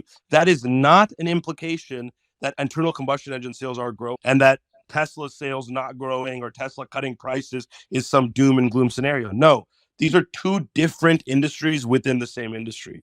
One of them is based on buyer enthusiasm, the ability to continue perpetuating 50% year over year growth. And the other industry is based on juggling the ball long enough to get the CapEx out the door to make EV. And so, that's really the difference here. And I think the stock price could remain under pressure. I do not think people should be surprised about that. For the stock to get up and under and continue that uptrend that we saw in 2020 and 2021 and 2022, when we had an overwhelming amount of liquidity, when SPACs were running from $10 to $30 pre-IPO, when there wasn't a single $1 stock on the market. There was a phase in 2021 where there wasn't a single $1 stock on the big boards. Okay. That has changed since then. Expecting the stock to perform how it performed when there was hyper liquidity, when there was a hyperactivity in the options market, when there was hyperactivity in penny stocks. I mean, you're playing yourself for a fool by expecting that. I think people who expect the stock to grow 200% every year are going to be disappointed. So you have to buckle down for periods of activity like this. Go look at Apple's history. Go look at Amazon's history. Go look at any big tech stock, and you'll see years, sometimes multi-year periods where the stocks did not perform well. That's part of the process. So, I think being sober about all of that is very important. Okay, let me interrupt here. So first of all, I want to get Gary and Stock Talk and the panel to answer a question I'm going to ask shortly. But before that, just pause and ask the audience here, please follow the speakers. This is just an amazing, high quality conversation that's happening. You're not going to get that elsewhere. Follow Cyberbulls One. I just invited that account as a speaker. And then, of course, Alexandra, Jeff, Xander, myself are part of Cyberbulls, and of course, Gary Black, Stock Talk Weekly, Kilowatts, and we had Jordan Giesige of the Limiting Factor earlier on as well. So the question I've got for you guys, so we'll start with Gary, then Stock Talk, and then the other bulls here. And of course, Kilowatts, I know you just joined, so came back again. The question is, how low could the stock go this time around? Is there any kind of floor, or could it go as low as it did last time? But I felt like there was a lot of reasons why the last time happened that is not necessarily replicated this time around. But yeah, obviously anything can happen. Barring macro, barring a war, what could, act as a floor for Tesla and maybe even possibly rebound? Start with you, Gary. Well, it depends on whether they take pricing down again. If they're going to sit with pricing, then I think, probably about 180 or so. Because again, there's two narratives. One is if gross margins bottomed, and that's probably the biggest question I get from. And I talk to a lot of hedge fund managers. Every day I probably talk to 5 or 6 p.m. The newest thing is this whole thing with EV adoption. Is it slowing? And that's why I disagree. I think on most days you can hazard a reasonable guess as to what's driving the stock. Yesterday, Tesla was down 5, NASDAQ was up 1. And the data was that ON took their guidance down by 20%. And I bet I talked to 10 PMs and every single one of them said, well, EV adoption is slowing, Gary. You have to admit that. And I kept saying, why do you think that? Because I was challenging everybody. And they said, because ON knows something, Panasonic knows something, Jim and Ford knows something. You just won't admit it because you own Tesla. I said, well, I just don't believe it. And so I think a lot of PMs kind of make up a narrative. And with ON taking down its guidance by 20%, that was the narrative yesterday. So back to your question, if they take pricing down, it could be 150 because then people will say, okay, gross margins haven't bottomed. And if EV adoption really is slowing, you get a price of 150. And how do you get to 150? Right now, the earnings for next year, if I look at Tesla, because we're in 24, the street, as of today I want to say it's at 4, let's see where we are. We're at 407. And so if you say, okay, where is the growth rate of Tesla, over the next 5 years? If EV adoption actually does slow and it doesn't grow, and it grows at say 20%, because that's what's been pushing Tesla up. EV adoption has been growing at 50% a year. So let's suppose it's 20. If you put a 1.5 peg on let's say it's let's call it a 25% growth rate, because that's the revenue number. Okay. So that's 40 times. 40 times $4 is about 160. So I can't see Tesla getting below 160, but if they really aggressively start cutting price and they're not getting, we haven't seen this year them get any incremental volume growth from it. And I know people can disagree with me on that. Then I would see the stock getting to 160 or so, but I don't think we're going to get that low because I don't think Tesla's going to cut price. They just raised price on Model Y. I think that was a big positive, but I do think this EV adoption narrative that's kind of entered the debate in the last 3 or 4 days, there's got to be some data that says EV adoption is not slowing. And so I think, $200 is kind of where I think the stock should trade right now. So that's kind of where it is. Could it get as low as 180? Yeah. Could it get as low as 160? Yeah. Could it get to 120? I don't think so. Stock Talk? Yeah. I mean, I hesitate to make crystal ball predictions on the actual price, but I think technically speaking, yeah, I think, for now, the stock seems to be finding trying to find some stability around the 200 spot. I'm kind of in agreement with Gary that, I wouldn't be surprised to see it go as low as 175, 180, especially if the market keeps trending down. But look, there's a lot of factors at play here outside of the actual internal narrative for Tesla, right? People need to understand the yield, basically 5%. In August, it was at 4%. That's a big move, a very big move in yields. You're talking about a move from 4 to 5% in the 10, and you have 5% yields across the board. Okay.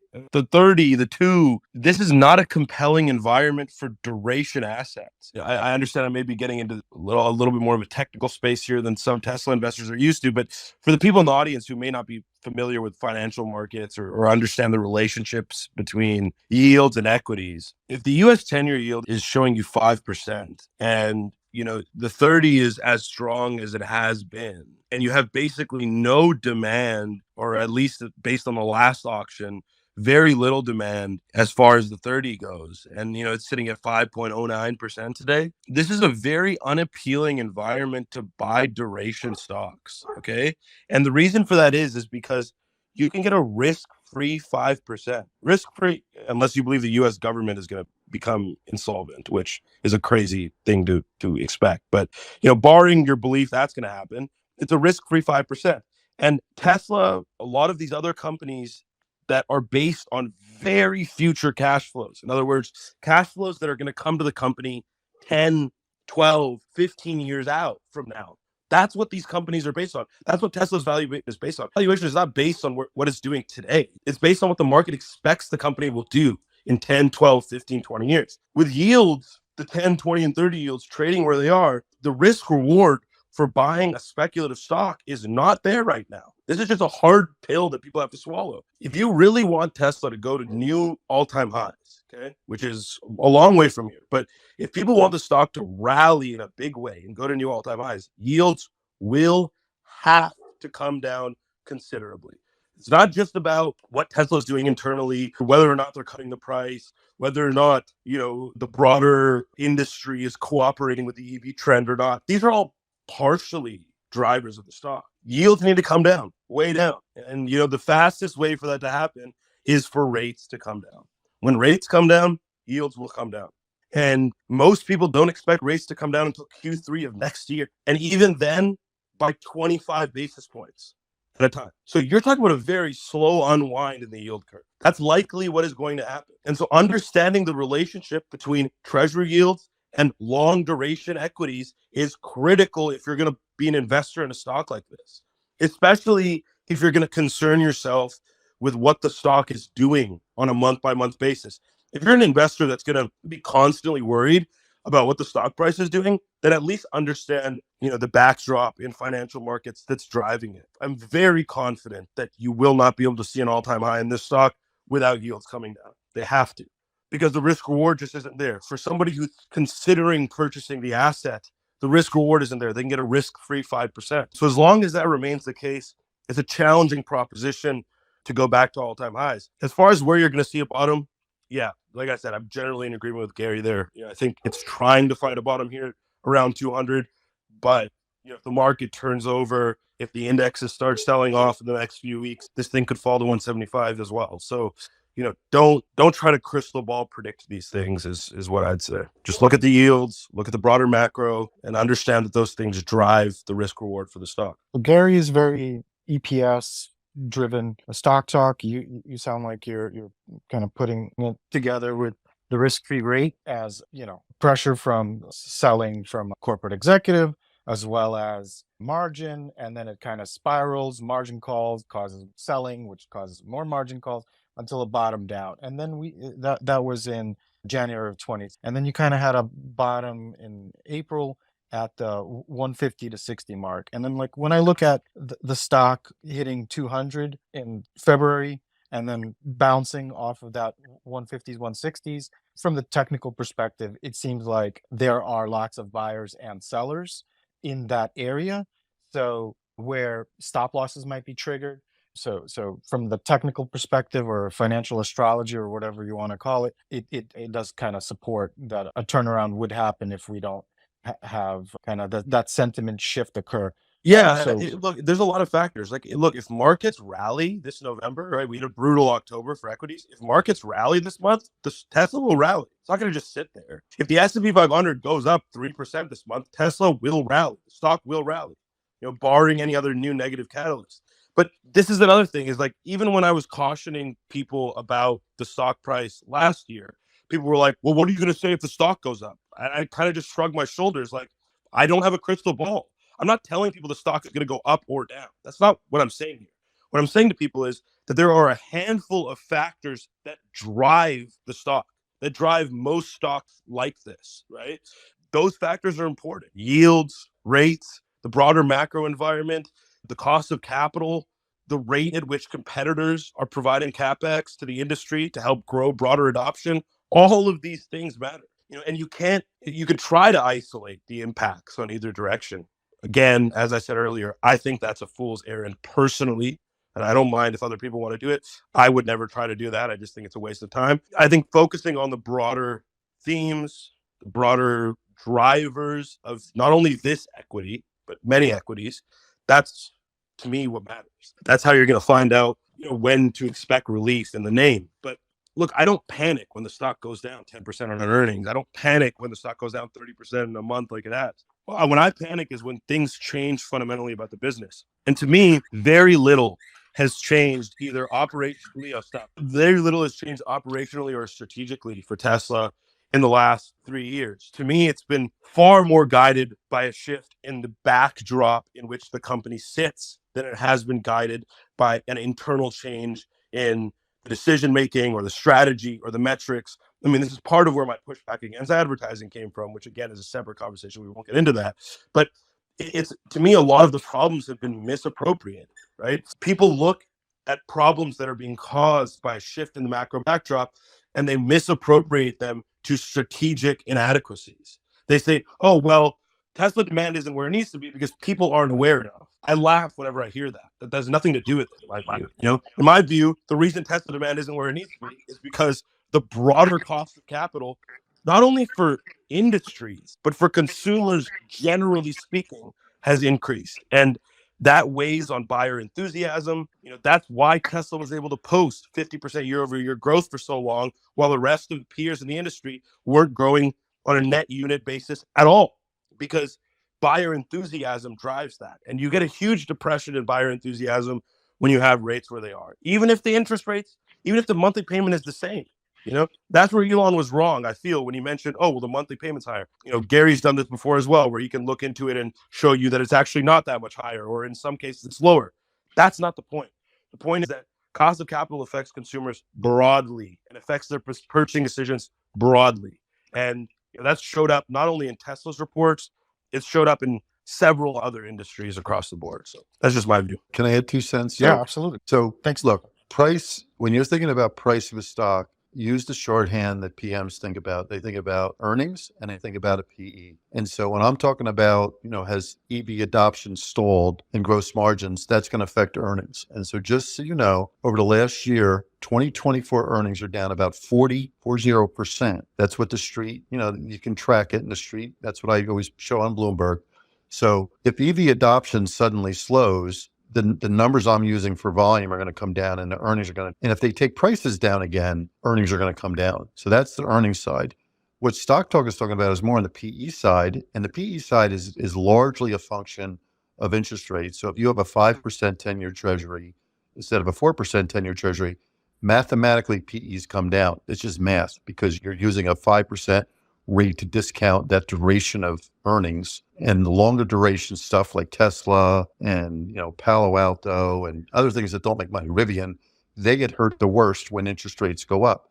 But the other thing that that is the expected growth rate. So if all of a sudden, if EV adoption starts, plunging, or if people think over, many years, Tesla's going to cut prices, that's going to affect the growth rate of earnings. So you got to be thinking about interest rates first, and then earnings growth second for PE. And on earnings itself, I use 24 and 25 earnings generally. You think about EV adoption because you got to come up with an earnings number based on volume, and you got to think about near-term pricing. So one's long-term, one's short-term. Yep. Very well said there. How do you guys feel about taking some questions from the audience? We have a bunch of requests. Are you guys pressed for time or? I'm fine. I'm just hanging out. I got about 15 minutes or so. Question. Stock talk, especially since you've been talking about the cost of capital. I think the one thing that I'd love to hear is how you relate that to, the overall decline in rate and demand for EVs. Again, still strong demand, still growing market, but decline versus the demand for gas cars and any decline in demand for gas cars. The cost of capital, the only thing I can see is just that EVs cost more, but I'm curious to your thoughts relating the cost of capital to internal combustion engines. Yeah, I mean, I think there's multiple reasons why it matters. When you look at next generation industries, like industries that require adoption growth, right? Electric vehicles are one of those, as is AI, as is, AR, VR, any like new industry that is attempting to penetrate an existing paradigm. That's a growth-based industry. All of the value, the perceived value, whether it's from the street or otherwise, comes from growth when it comes to those types of industries. So when you look at electric vehicles and you ask yourself, okay, let's look at gross vehicle sales for the last 3 years since COVID, or even the last 4 years since, we could use the year prior to COVID as well. You'll see the base effect that happened for the broader industry in 2021 and 2022, like I mentioned. After the stimulus in late 2020, a huge explosion in vehicle sales in 2021 that Tesla and everyone else benefited from. And then that broadly collapsed in 2022. And as rates became more normalized, and I'll put that in air quotes within the economy, as rates became more normalized, you've seen a bounce in auto sales this year. Okay. So that's the simple story of what happened industry wide. When you look Tesla specific and you ask yourself, okay, is cost of capital just consumer facing? No, because for Tesla, you're talking about the ability to ramp production, and you're also talking about the counterparts for GM Stellantis willing to let that ball keep rolling, right? The conversation we had at the front end of this space about all of them kind of stopping in their tracks, and that also leads to the upstream producers in the industry when it comes to batteries and otherwise also having to stop in their tracks. I mean, look what's happened to lithium spot price in the last 3 months. That's a perfect example of this, right? As is the Panasonic news, okay? Because both of those are upstream from the OEMs, right? Lithium and batteries are upstream, right? Because you use those products to build the cars. So this is those types of halts, I don't even call it a halt in CapEx, but those types of hesitations in CapEx from the other peers in the industry, that affects, broadly speaking, the perceived adoption rate. And like Gary mentioned, I don't agree that this is going to affect the long-term adoption rate of EVs. This has not changed my calculus on long-term adoption at all.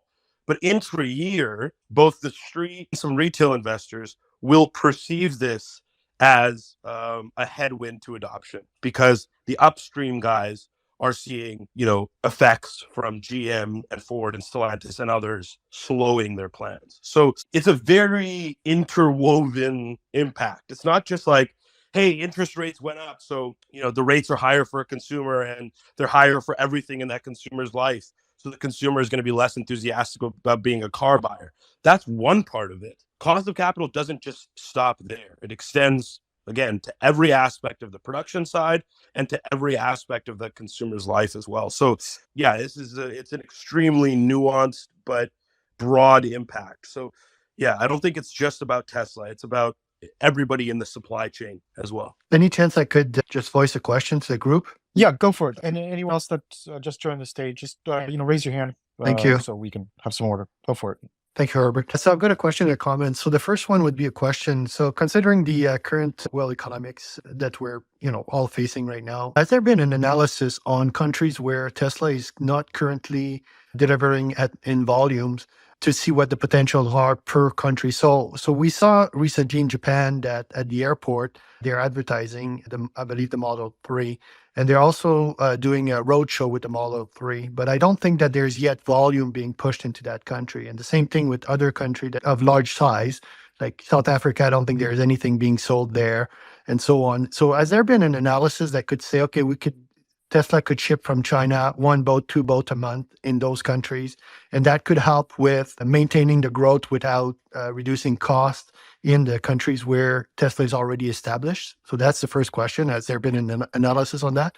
And the second one is just a reflection on EV, where EV vehicles are really a promise of a better transport mode moving forward. But I think in recent, like last 2 or 3 years, enough EVs have been rolled out across the world for people to realize that not all EVs are the same, and that promise is not ubiquitous or the same across all brands. And maybe the consumer is starting to see that certain brands actually do deliver and others don't. And that might explain why large American manufacturers are actually having to taper down their sales expectations, and because the consumers just simply don't want their vehicle because the promise is not the same.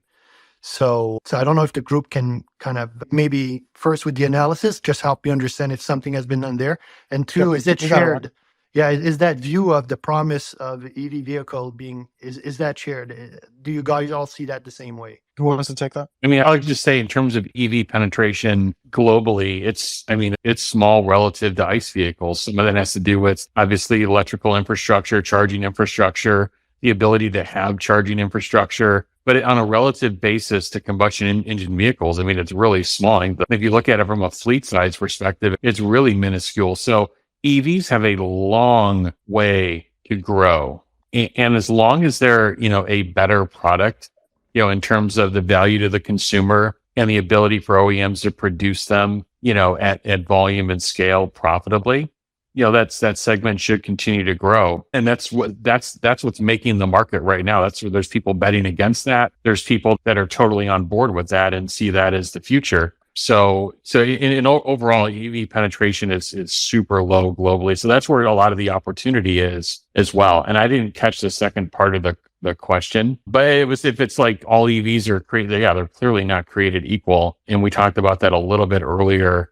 Tesla can produce a Model 3 or Model Y somewhere, depending on if it's in Shanghai or if it's built in the US, we're between $30,000 and $40,000 a vehicle, somewhere in that area. And the competition right now cannot produce a comparable vehicle with comparable performance in that area at any kind of scale. So they're not equal at this point.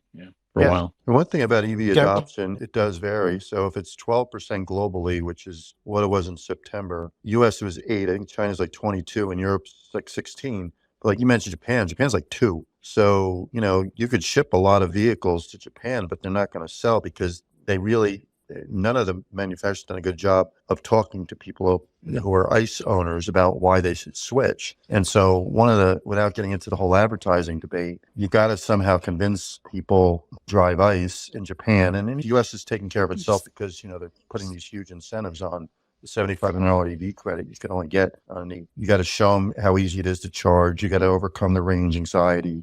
You got to educate them that EVs don't cost a lot, both upfront and operating costs. You got to talk about how they're safer, and you got to talk about the technology. And to me, to get EV adoption higher, that's what I would be testing in terms of ads to see if I'm going after ICE owners, how do I convince them that an EV is a better value proposition than the car that they drive? Gary, I have a quick interjection question for you. Sure. Do you genuinely think that, because this is one point that I've disagreed with you and Ross on for quite a while, but what I will say is that, do you genuinely think that Tesla advertising or educating in that manner is reflect volumes in a way that is going to overcome all the other things that are going on right now? I do, and I would not advertise Teslas, though. I call that generic advertising, where you're talking about generically why go EV. And because Tesla owns, especially in the US, 50% share of the market, everybody who converts, they're going to get,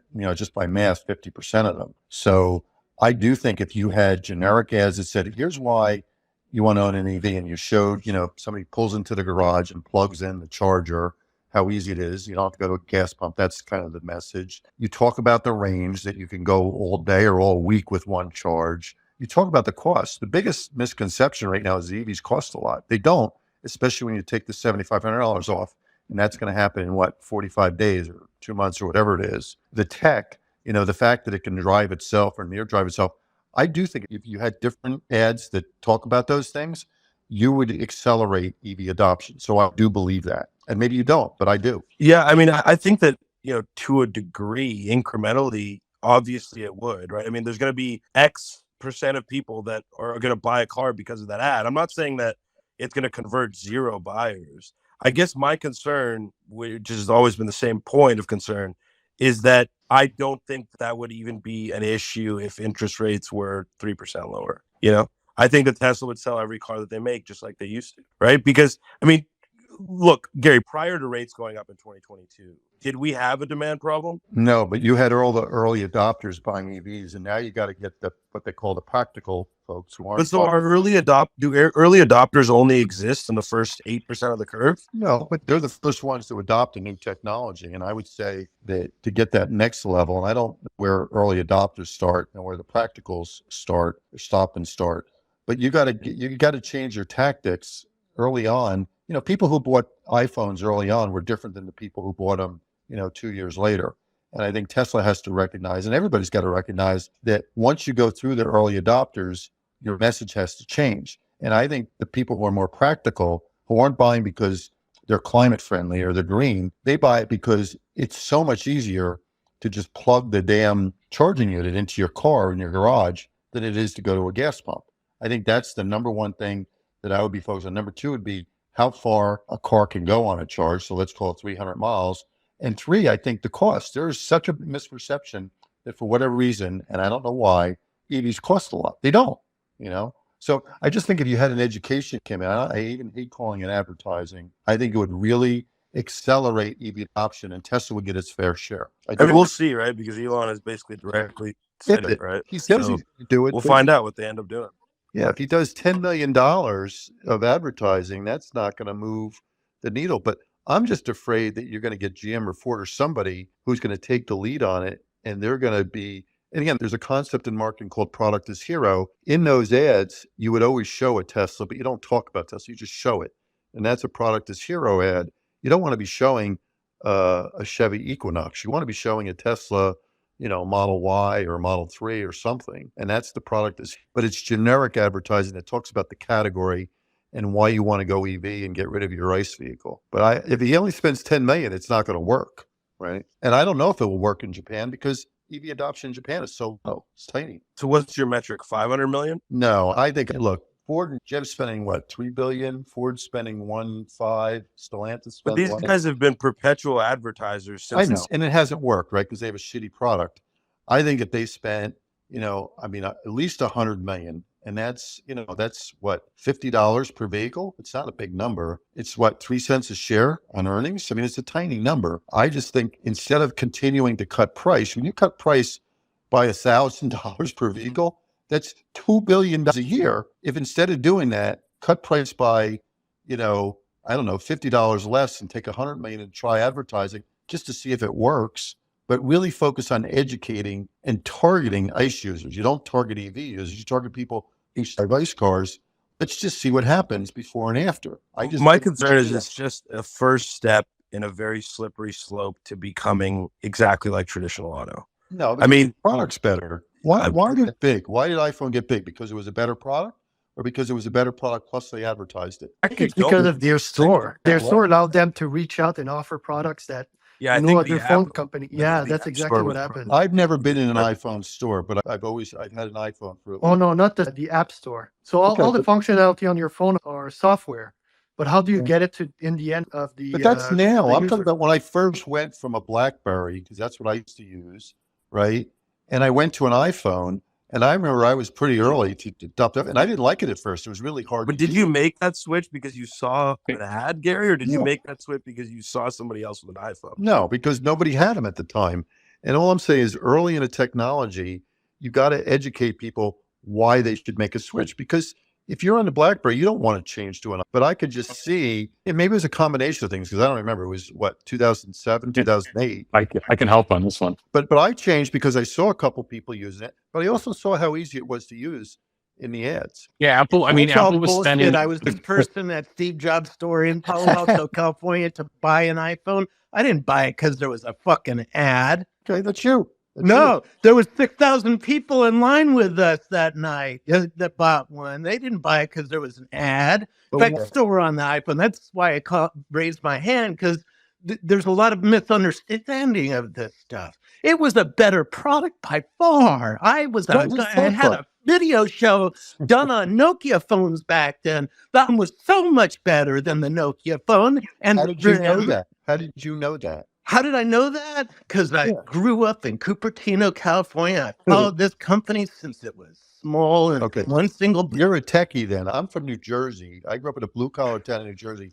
I had no idea what a fucking iPhone is. Yeah. And so, to me, somebody had to teach me why it was better. And I think that's true. Again, if you get a New Jersey person, why would they buy an EV if they're not in Cupertino?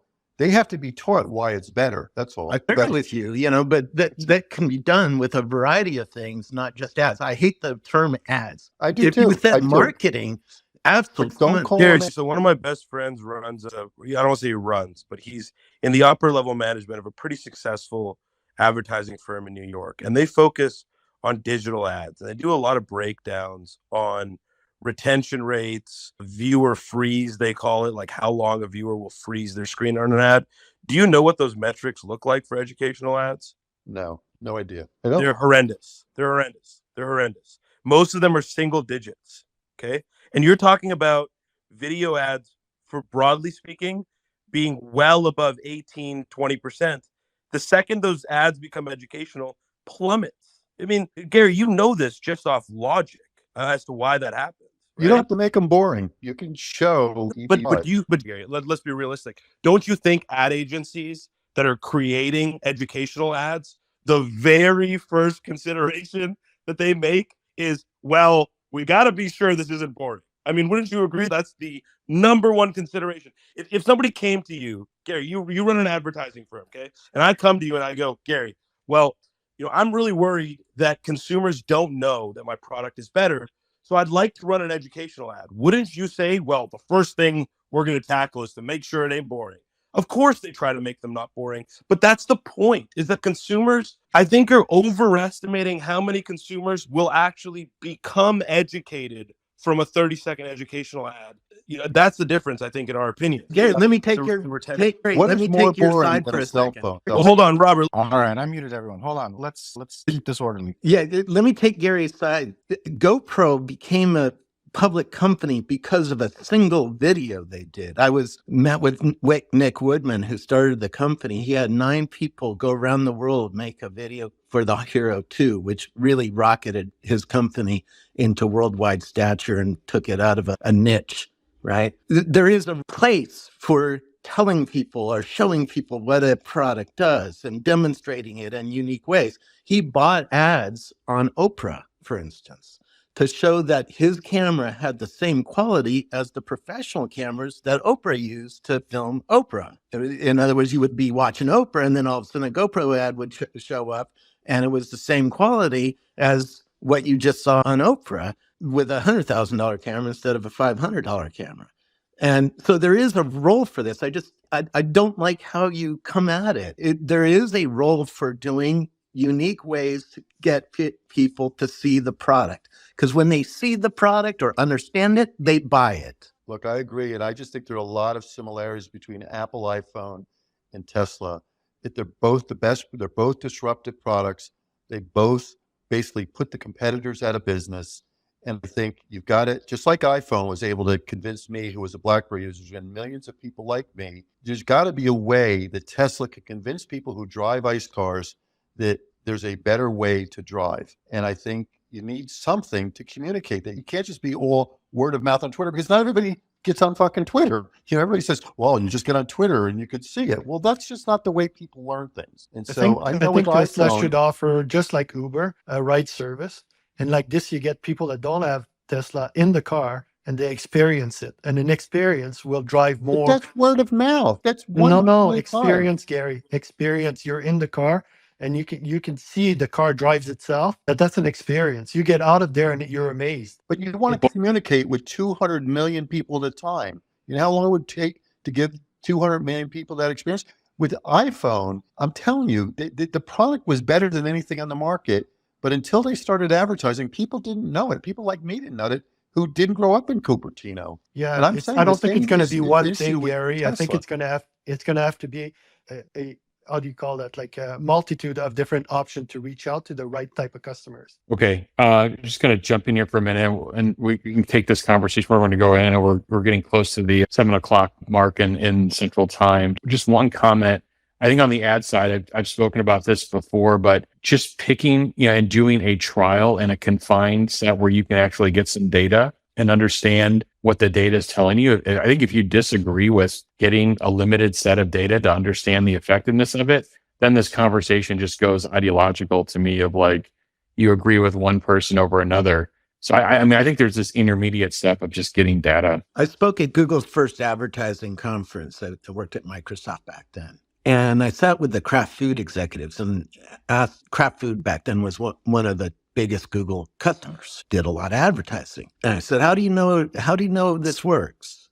First of all, how much do you spend to get a customer? $34 was the answer. How do you know this works? Well, we track every fucking thing about our business. We know that when we do ads, the sales go up. So Gary is right that advertising plays a role. It's just, Gary, all you do is over-index on advertising. There's other ways to improve this company. I agree with that. I just think they should do something. And right now they're doing nothing. When Elon wants to get more demand, he cuts price. Dude was on Joe Rogan. I mean, he's not doing nothing. I didn't say he's doing nothing. I didn't say that. Said that. I'm just saying the company is doing nothing on advertising. But isn't going on Joe Rogan ad, Gary? No. What about driving a Cybertruck through a crowd? Is that not advertising with Elon in it? That's experiences. We call it earned media. Dollar didn't go to a media company. Do you really think, look, I don't want to get into this, but do you really think taking a whole bunch of arrows and shooting it into a Cybertruck is going to convince people to buy a Cybertruck? Honestly. Do you really believe that? Absolutely. It's caused so many conversations in my family. Absolutely, it's selling ads. Okay, well, Dude, what about being pelleted? Tesla, though. You're not the right target market. No, but I've done a lot of research for the auto industry around the world, around the country. I've been to 11 states this year doing this kind of research. It absolutely is selling. They don't need to advertise Cybertruck. They can't build it yet. They have 2 million units of pre-orders. So I think, that's true. Yeah. But I want the halo effect for the whole Tesla franchise like you got in 2020 on Model Y. Model Y just got everybody interested in Tesla, and people went to the website and they went to the store and they bought a Model 3. That's going to be the same thing with Cybertruck. They're going to see it. Yeah, a new product release followed up by a massive stimulus is a pretty good setup. I agree with that. Yeah, the refresh Model 3 is definitely going to be a massive sell. And again, you're trying to target this from a perspective of awareness, but gathered from what I can actually see from what you're trying to go for, you want to get awareness. You want to get brand awareness out there. Well, I can tell you, a lot of people are aware of the brand, and the target market to an extent is also, but if you're going to come at it with a perspective of we need to do advertisements, then you're going to basically be overselling your product. Like for instance, with the refresh Model 3, unless they're able to pump out those things like a money printer, then there's no need to advertise because they just can't supply the demand that they already have. It's not a demand issue from the perspective that they don't have enough demand. It's a demand issue from the perspective that they cannot meet it because there is so much of it. So why would you drive up demand, which would then drive up the price of the product that you're selling, which is supposed to be cheaper, which is why it is going to be selling, because that is your long-term mission. So why would you sacrifice the long-term mission over the short-term gain? I'm trying to clear up the misperceptions about cost, about charging, about how easy it is to charge a vehicle. Most people don't get any of that stuff. You guys do because you don't drive Teslas. But think about the person who's never driven an electric vehicle. 80% of America does not own an electric vehicle. That's who you're going after. You're not going after people like you guys. Yeah, 90 have never been in a Tesla. How did everybody in this room hear about a Tesla? Not with advertising. Okay, you guys are not the target. This is 500 for people. This is fee for people, guys. You're not 90% of the people in the country haven't been in a Tesla. And Tesla cannot sell every 3 and Y it produces right now. I mean, that is something they need to work on. They need to penetrate new markets, but it's not like they're not supply constrained. If anybody thinks Tesla's supply constrained at this point, that is not a correct takeaway. There's no data that supports that. That's true. Anyway, we shouldn't be talking about advertising because people are passionate about it. I was going to say, welcome Robert, Bradford, Adrian to the stage. Love to continue the advertising debate for the next 3 months. But let's get Sefi has had a hand up for forever. Hey guys. I was just going to point out, maybe the Apple discussion is a good segue here. I tend to agree with Stock Talk here as far as the stock. having a lot of negative headwinds. I would like to remind everybody that like back in around 2012, Apple had not gotten anywhere near sort of like market saturation for smartphones, and their PE was down to like, I think 10 at the time. So if you don't think like this stock can be absolutely wrecked, then you shouldn't be like in the stock market at all. It's very possible for the stock value to go down a lot. I mean, even when I bought it last time at like 110-ish, I think I sold it like 170 something, a little too early. But the reality is like the earnings multiple is, and on the other hand, like there are some catalysts like robotics and AI vision and all this sort of thing that you could argue is like, like a speculative multiple might be worthwhile. But like Apple 2012, PE of like 10, that's the only thing you have to remember as far as like how far down stock prices can go for assets like this. My only point. Remember, Thanks. Apple always had a low multiple because it's cell phones are not a high growth business. Okay. They never were. So that's why it had a low multiple. But you're right. It's never really had more than about a 25 or 30 multiple ever. Yeah. Well, by high growth business, like they had not gotten anywhere close to phone saturation on the planet yet at 2012. So there was a lot of growth left in it. And even then, and remember, speaking of education, like you can show your friends your Apple phone. You can show like 10 of your friends easily in the course of a workday. Hey, by the way, look at this new phone I bought. So if you guys all remember what that was like back then, it was like a little piece of magic that you could show everybody. A car, I don't think has quite that level of virality as far as like It's hard. you showing your friends and whatever. Like, yeah, you do it a little bit, but it's not the same exactly. But I would say like if you're going to buy a Tesla now, the cars are priced pretty nicely now compared to a lot of other things in the market. So like it may not be the stock you want now, but the actual car.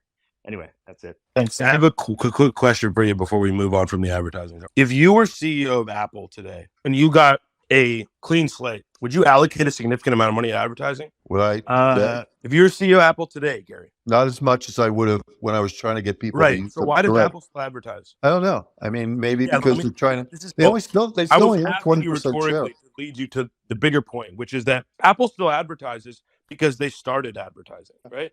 That's why true. it's a drug.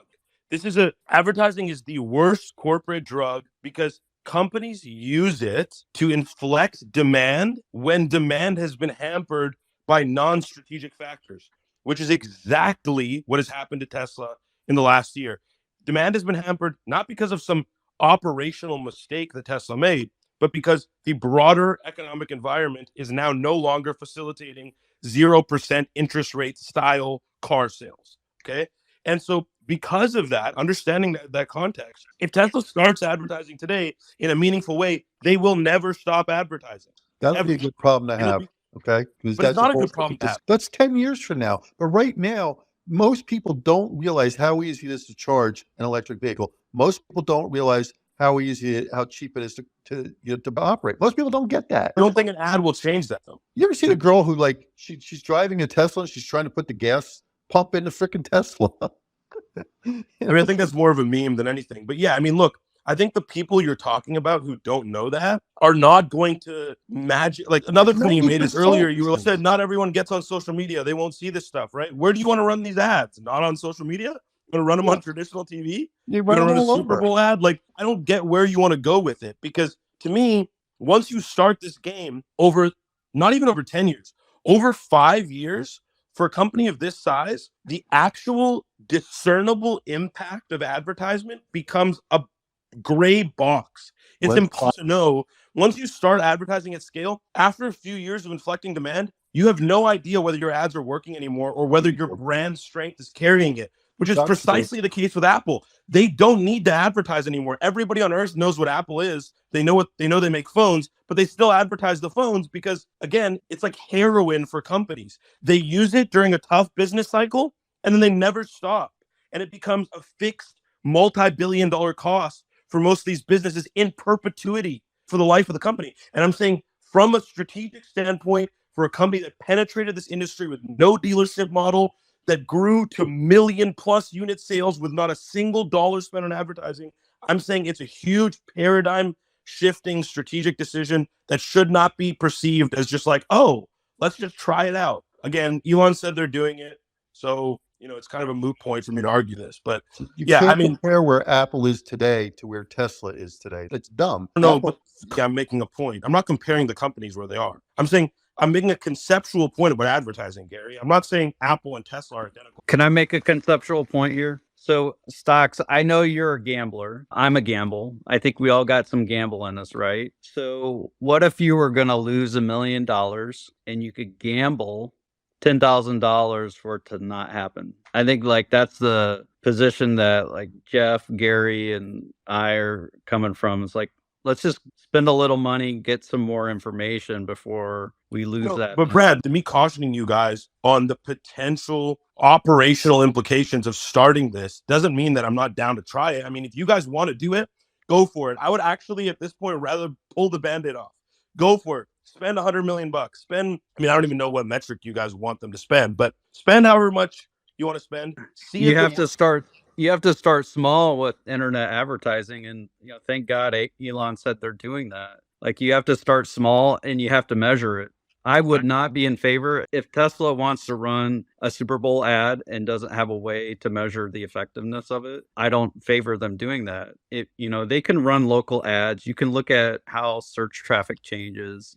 There are things you can measure for sure. And I know we're all annoyed by ads in our lives, right? I think there's a little bit of that bias, but I think if you can't measure it, you shouldn't be doing it. And know how difficult it is, right? I mean, it's extremely difficult to measure efficacy of ads on an incremental basis. It's one of the hardest things to do analytically, period. I mean, I've even tried to do this of some of the companies. I mean, I've traded, invested in hundreds of companies over my career. But my point is that doing this on an incremental basis is hard. I'm not saying you can't do it, but it's hard. And it gets even harder at scale. And but look, even though I'm conceding to try this, I even disagree on the point of what to advertise. I mean, Gary's saying make educational advertisements. Every single metric I've looked into on the efficacy of educational advertisements is horrendous. For me, if I was going to run an ad, if we're going to run one, my ad would be this simple. Faster than a Porsche 911, cheaper than a Toyota Camry. That's it. That's it. I think if you run that ad nationwide, that would sell a lot of cars.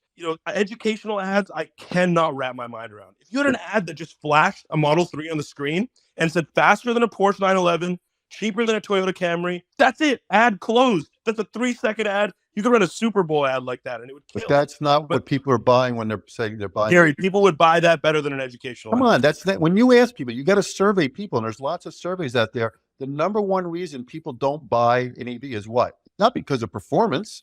It's because of range anxiety. You got to overcome that. That's what you kids have to overcome. You can't talk about performance when people don't do Gary, stupid and lazy. People are stupid and lazy. Educational ads don't fucking work. They don't work. Check any industry, Gary. You're making a point from a logic perspective, Gary, that I think is well-founded and well-reasoned, but it's not reflected in the data. Look, I care about performance. I like cars that go 0 to 63 seconds. The average American, when you look at the surveys, that is not why they're not buying it. They're not. Gary, again, that's not my point. I understand what you're trying to say. What you're saying is that you're looking at the surveys of consumers, right? Well, they aren't buying the car for X, Y, and Z because they don't understand how cheap it is. They don't understand these things about range anxiety. And what I'm saying is, despite that point, educational ads don't sell.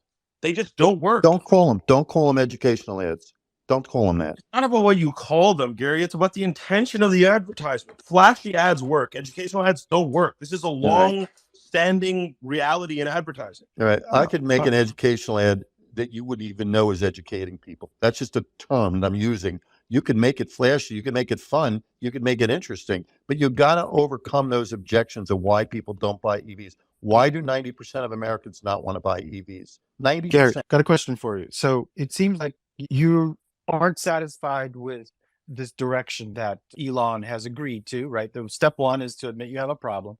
Then he says, hey, we're spending money on advertising. We're just trying to figure out what's going to work the most effectively from their measurable results and then move forward. Is this not enough? Like, I just don't understand. I want to see it. I want to see it. He said in May he was going to do it. We're in October. We're seeing it. Look, you see Japan, you see the site, you see them spending money with Google ads. So isn't the macro the bigger issue that right now? No. we just spent the first part of the conversation talking about how the rates. But they've already taken the prices down. Remember that. They've taken prices down by 20. So when you take 20% price reduction and rates go up from 5% on an auto loan to 8. The payments are actually lower today. So why would I want to be taking prices down from here?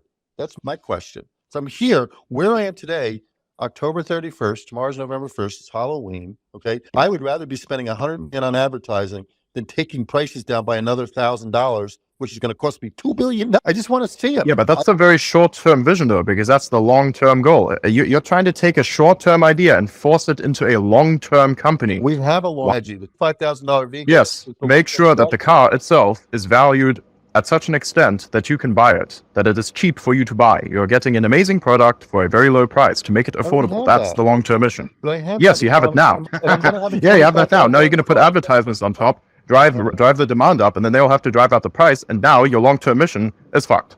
I'm not going to price. Why would I drive up the price by putting $100 million? You'll have to drive up the price because you just drove up the demand. Then what's going to happen? When no one's going to get their vehicle, and all of a sudden everyone's like, hey, I thought I can buy this vehicle, and it's going to take like a year or two to deliver the thing. That's going to be Cybertruck, by the way, because there's a fuck ton of demand for it. Again, 1.9 million pre-orders. So like, it's not necessarily a very good problem to have because of the fact that the company will be looked at in a slightly bit more of a negative light, really. Like, imagine that going out on the news in the morning. It's like, hey, guess what? They cannot meet demand. Oh, shit, the production is too low. Oh, it's this. Oh, it's that. It's a very bad thing. That was just with Tesla. Yeah, exactly. No wonder they were flooded up into oblivion because of this. So you don't want to give someone an attack vector. Why? Yeah, well, you're going to drive up the price again with this. Wait, I don't understand why. The demand is good. Hang on for a second. So you're saying Tesla's not purposely advertising because they don't want to drive the demand up? I think they are experimenting with the adverts that they are currently running in order to target the audience that they want to target. But I don't think it is a good idea to do mass advertising right now. It depends on what kind of advertising we're doing. Let's be more specific. So what kind of advertising do we want? Do we want to grow the reach? Maybe. Do you want to solidify the brand? I don't know. You're like trying to take the Apple thing and force it in there because Apple phones are more expensive and the tech doesn't necessarily always match up. So like you're trying to force that into there, even though the tech is superior over the price with something like a Tesla. So I don't understand the argument.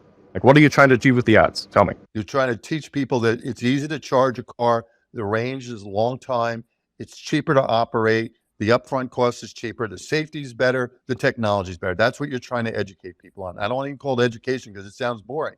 I can make that into a very compelling ad, though. And I'm trying to get... Yeah, but I think the problem there... One at a time.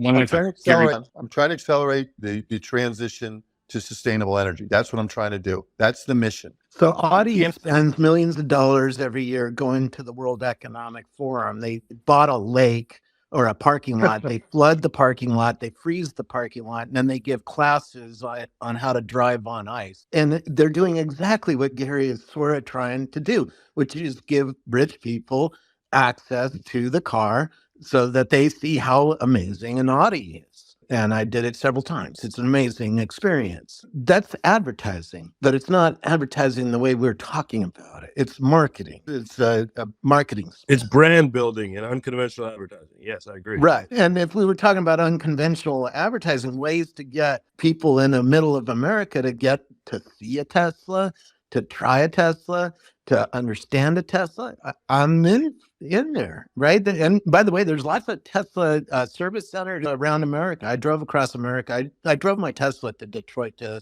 study the competition, right? And there's a lot of places to show people Teslas. We just need to get the people there. How do we do that? Is an ad going to drive them there? But would there be like a Tesla day, a big Tesla festival? But we have, I think we have all like the new really Teslas, and and be able to drive one yourself and get your hands on one. Absolutely.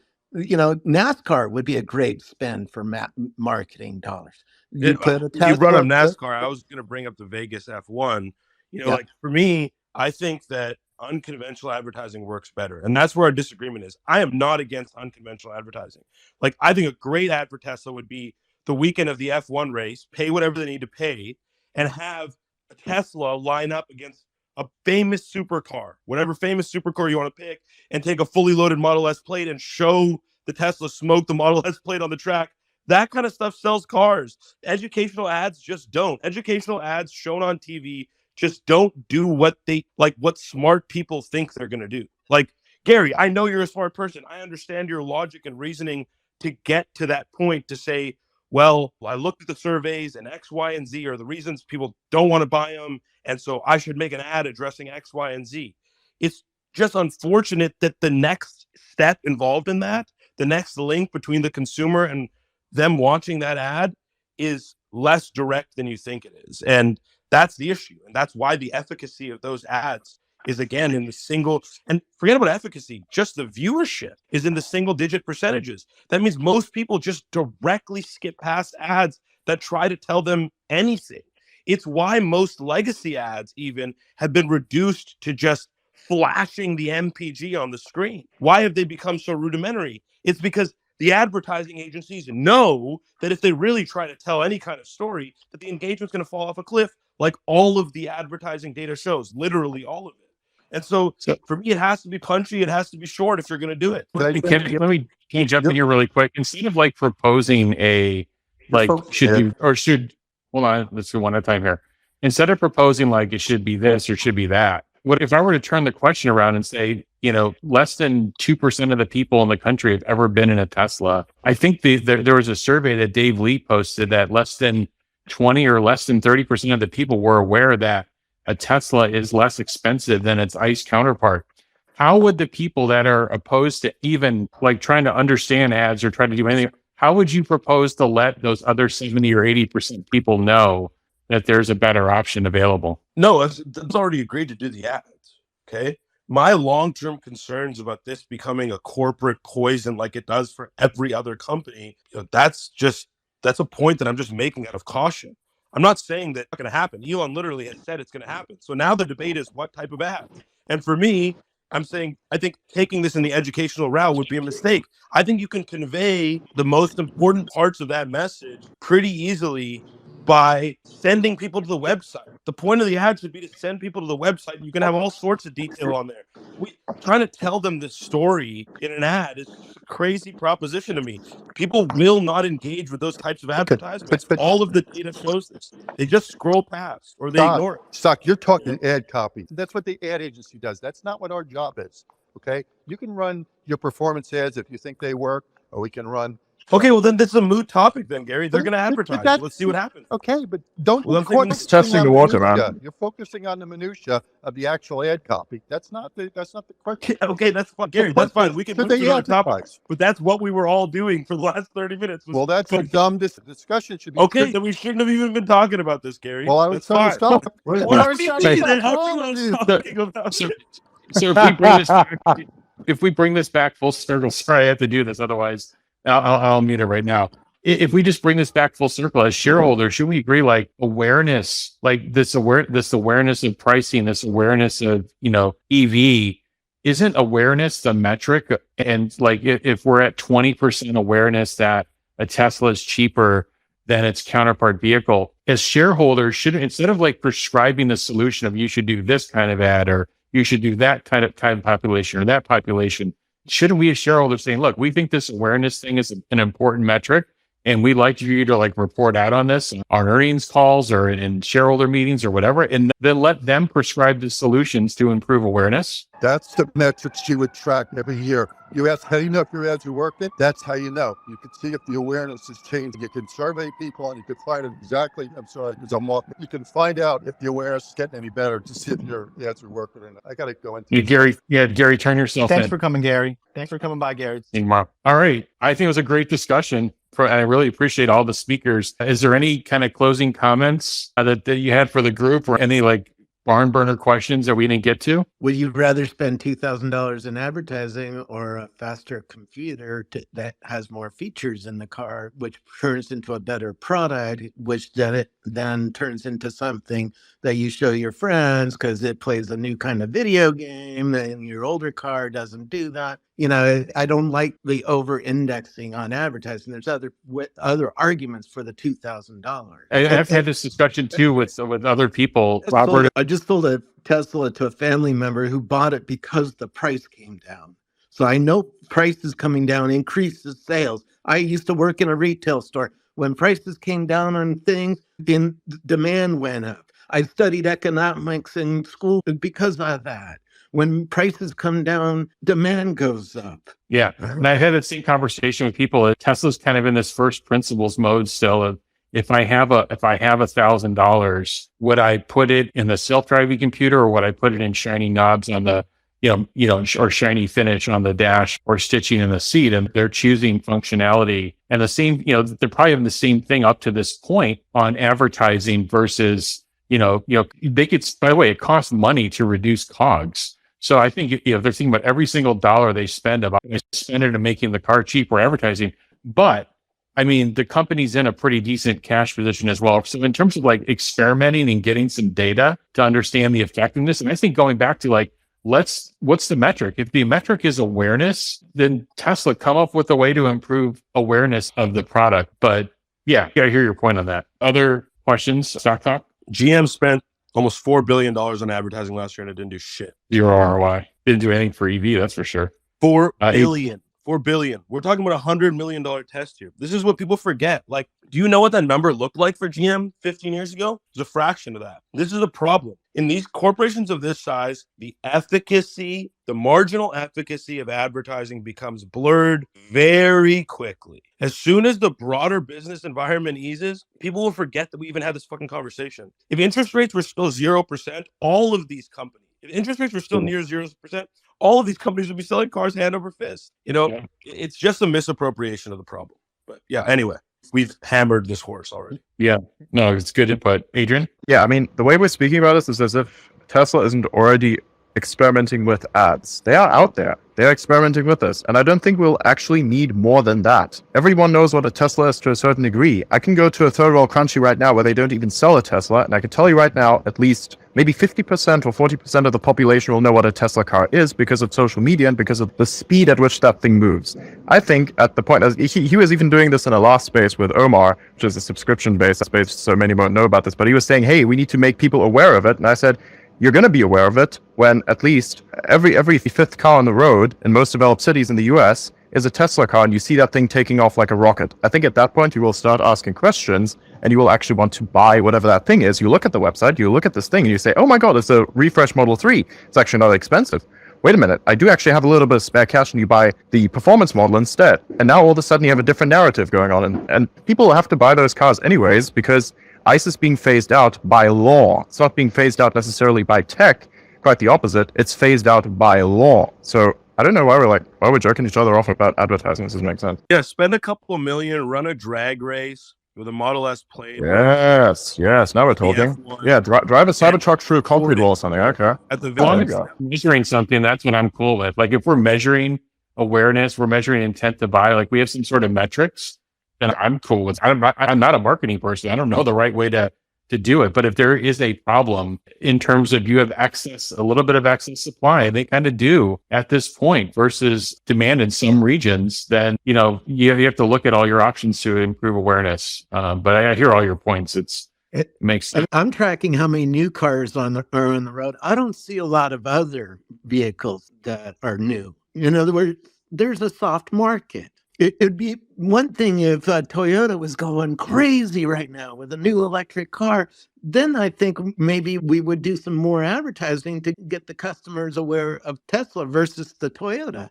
But there's a soft market right now. It's a hard time for people, right? The interest rates are high. Jobs are down, right? It's a tough world. Let's hit Bradford, and let's hit Bradford and standards, and we'll call it. Bradford. Yeah, I view it from the standpoint of I don't think BMW should be able to sell 3 Series for the price they sell versus how good the Model 3 is in comparison. Maybe they should be able to sell 20,000 just to the people who they have to look different than everyone else or look better than their neighbor. Mercedes shouldn't be able to sell a C Series, and Audi shouldn't be able to sell an A5 at the prices way more than the Model 3. So I feel like until that happens, there's some kind of issue with just the public's understanding of how good Teslas are. So that's where I'm at. Gotcha. Standards. Hey, thanks for having me. Earlier, they were talking about sort of the educational quality of advertising, blah, blah, blah. I'm noticing that a lot of the disinformation around EVs sounds like it's more tied to lobbying than it does to advertising. And I'm just curious if you think that advertising could even hold a candle to the power of, say, lobbyists. I mean, it's almost like you got to, both are reality. It's a good question. It's something hard. It's hard to measure. Tesla actually has a pretty decent lobbying effort. It's nowhere near what the big three have. But yeah, it's a great introspective point of like, where would you allocate, people, time, and capital? There's a lot of legislation out there too. I'm listening to the radio, which I never do, but I was in a truck with my roommate who, he's got this broken down truck and obviously it has a radio in it. So I started listening to it and it was the local radio station. It's like my local radio station. And they were saying that Maryborough was this champion for EVs. And I was like, where are they getting this information? And it's clearly a disinformation campaign that is mimetically powerful and influencing the consumer, which is what advertising is supposed to do. But I think what we're dealing with is a political angle. This is not consumer level. Yeah. Well, it's interesting to say, it's arguable, but I think there's definitely, both exist. But it's a great point. There's that, it could be a whole space in itself, I think. Sorry, we do have to cut this here at some point. We've been going 2.5 hours. We can probably go a little bit longer. I know, Adrian, if you had a quick sentence to blurt out. Yeah, quickly. If people are so bullish on advertisements, I highly implore any one of you to do it yourself. You have X right here. It's a beautiful app.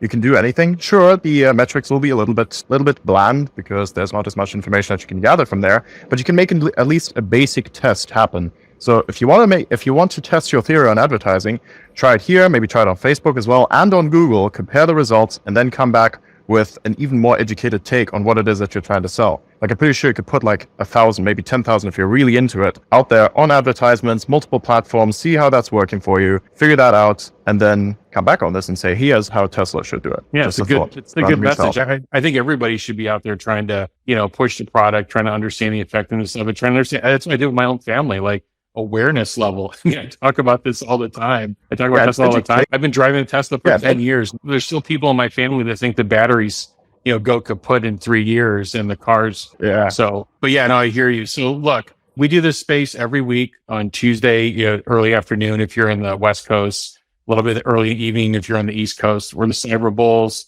Herbert, myself, Xander, Christian, Alexandra was on earlier. We have a podcast that's on Friday mornings on Brighter with Herbert's channel. And just please follow the hosts, follow the speakers, spend a couple hours of their time kind of arguing their points and going through a lot of data. And sorry, we couldn't get to everybody's questions in the audience. Please leave comments. And, we'll do this space every week and we'll try to bring you up as quickly as possible. But thank you for the time and energy today. I thought it was a great conversation. Thank you all. We're going to end it here. Thanks, everyone.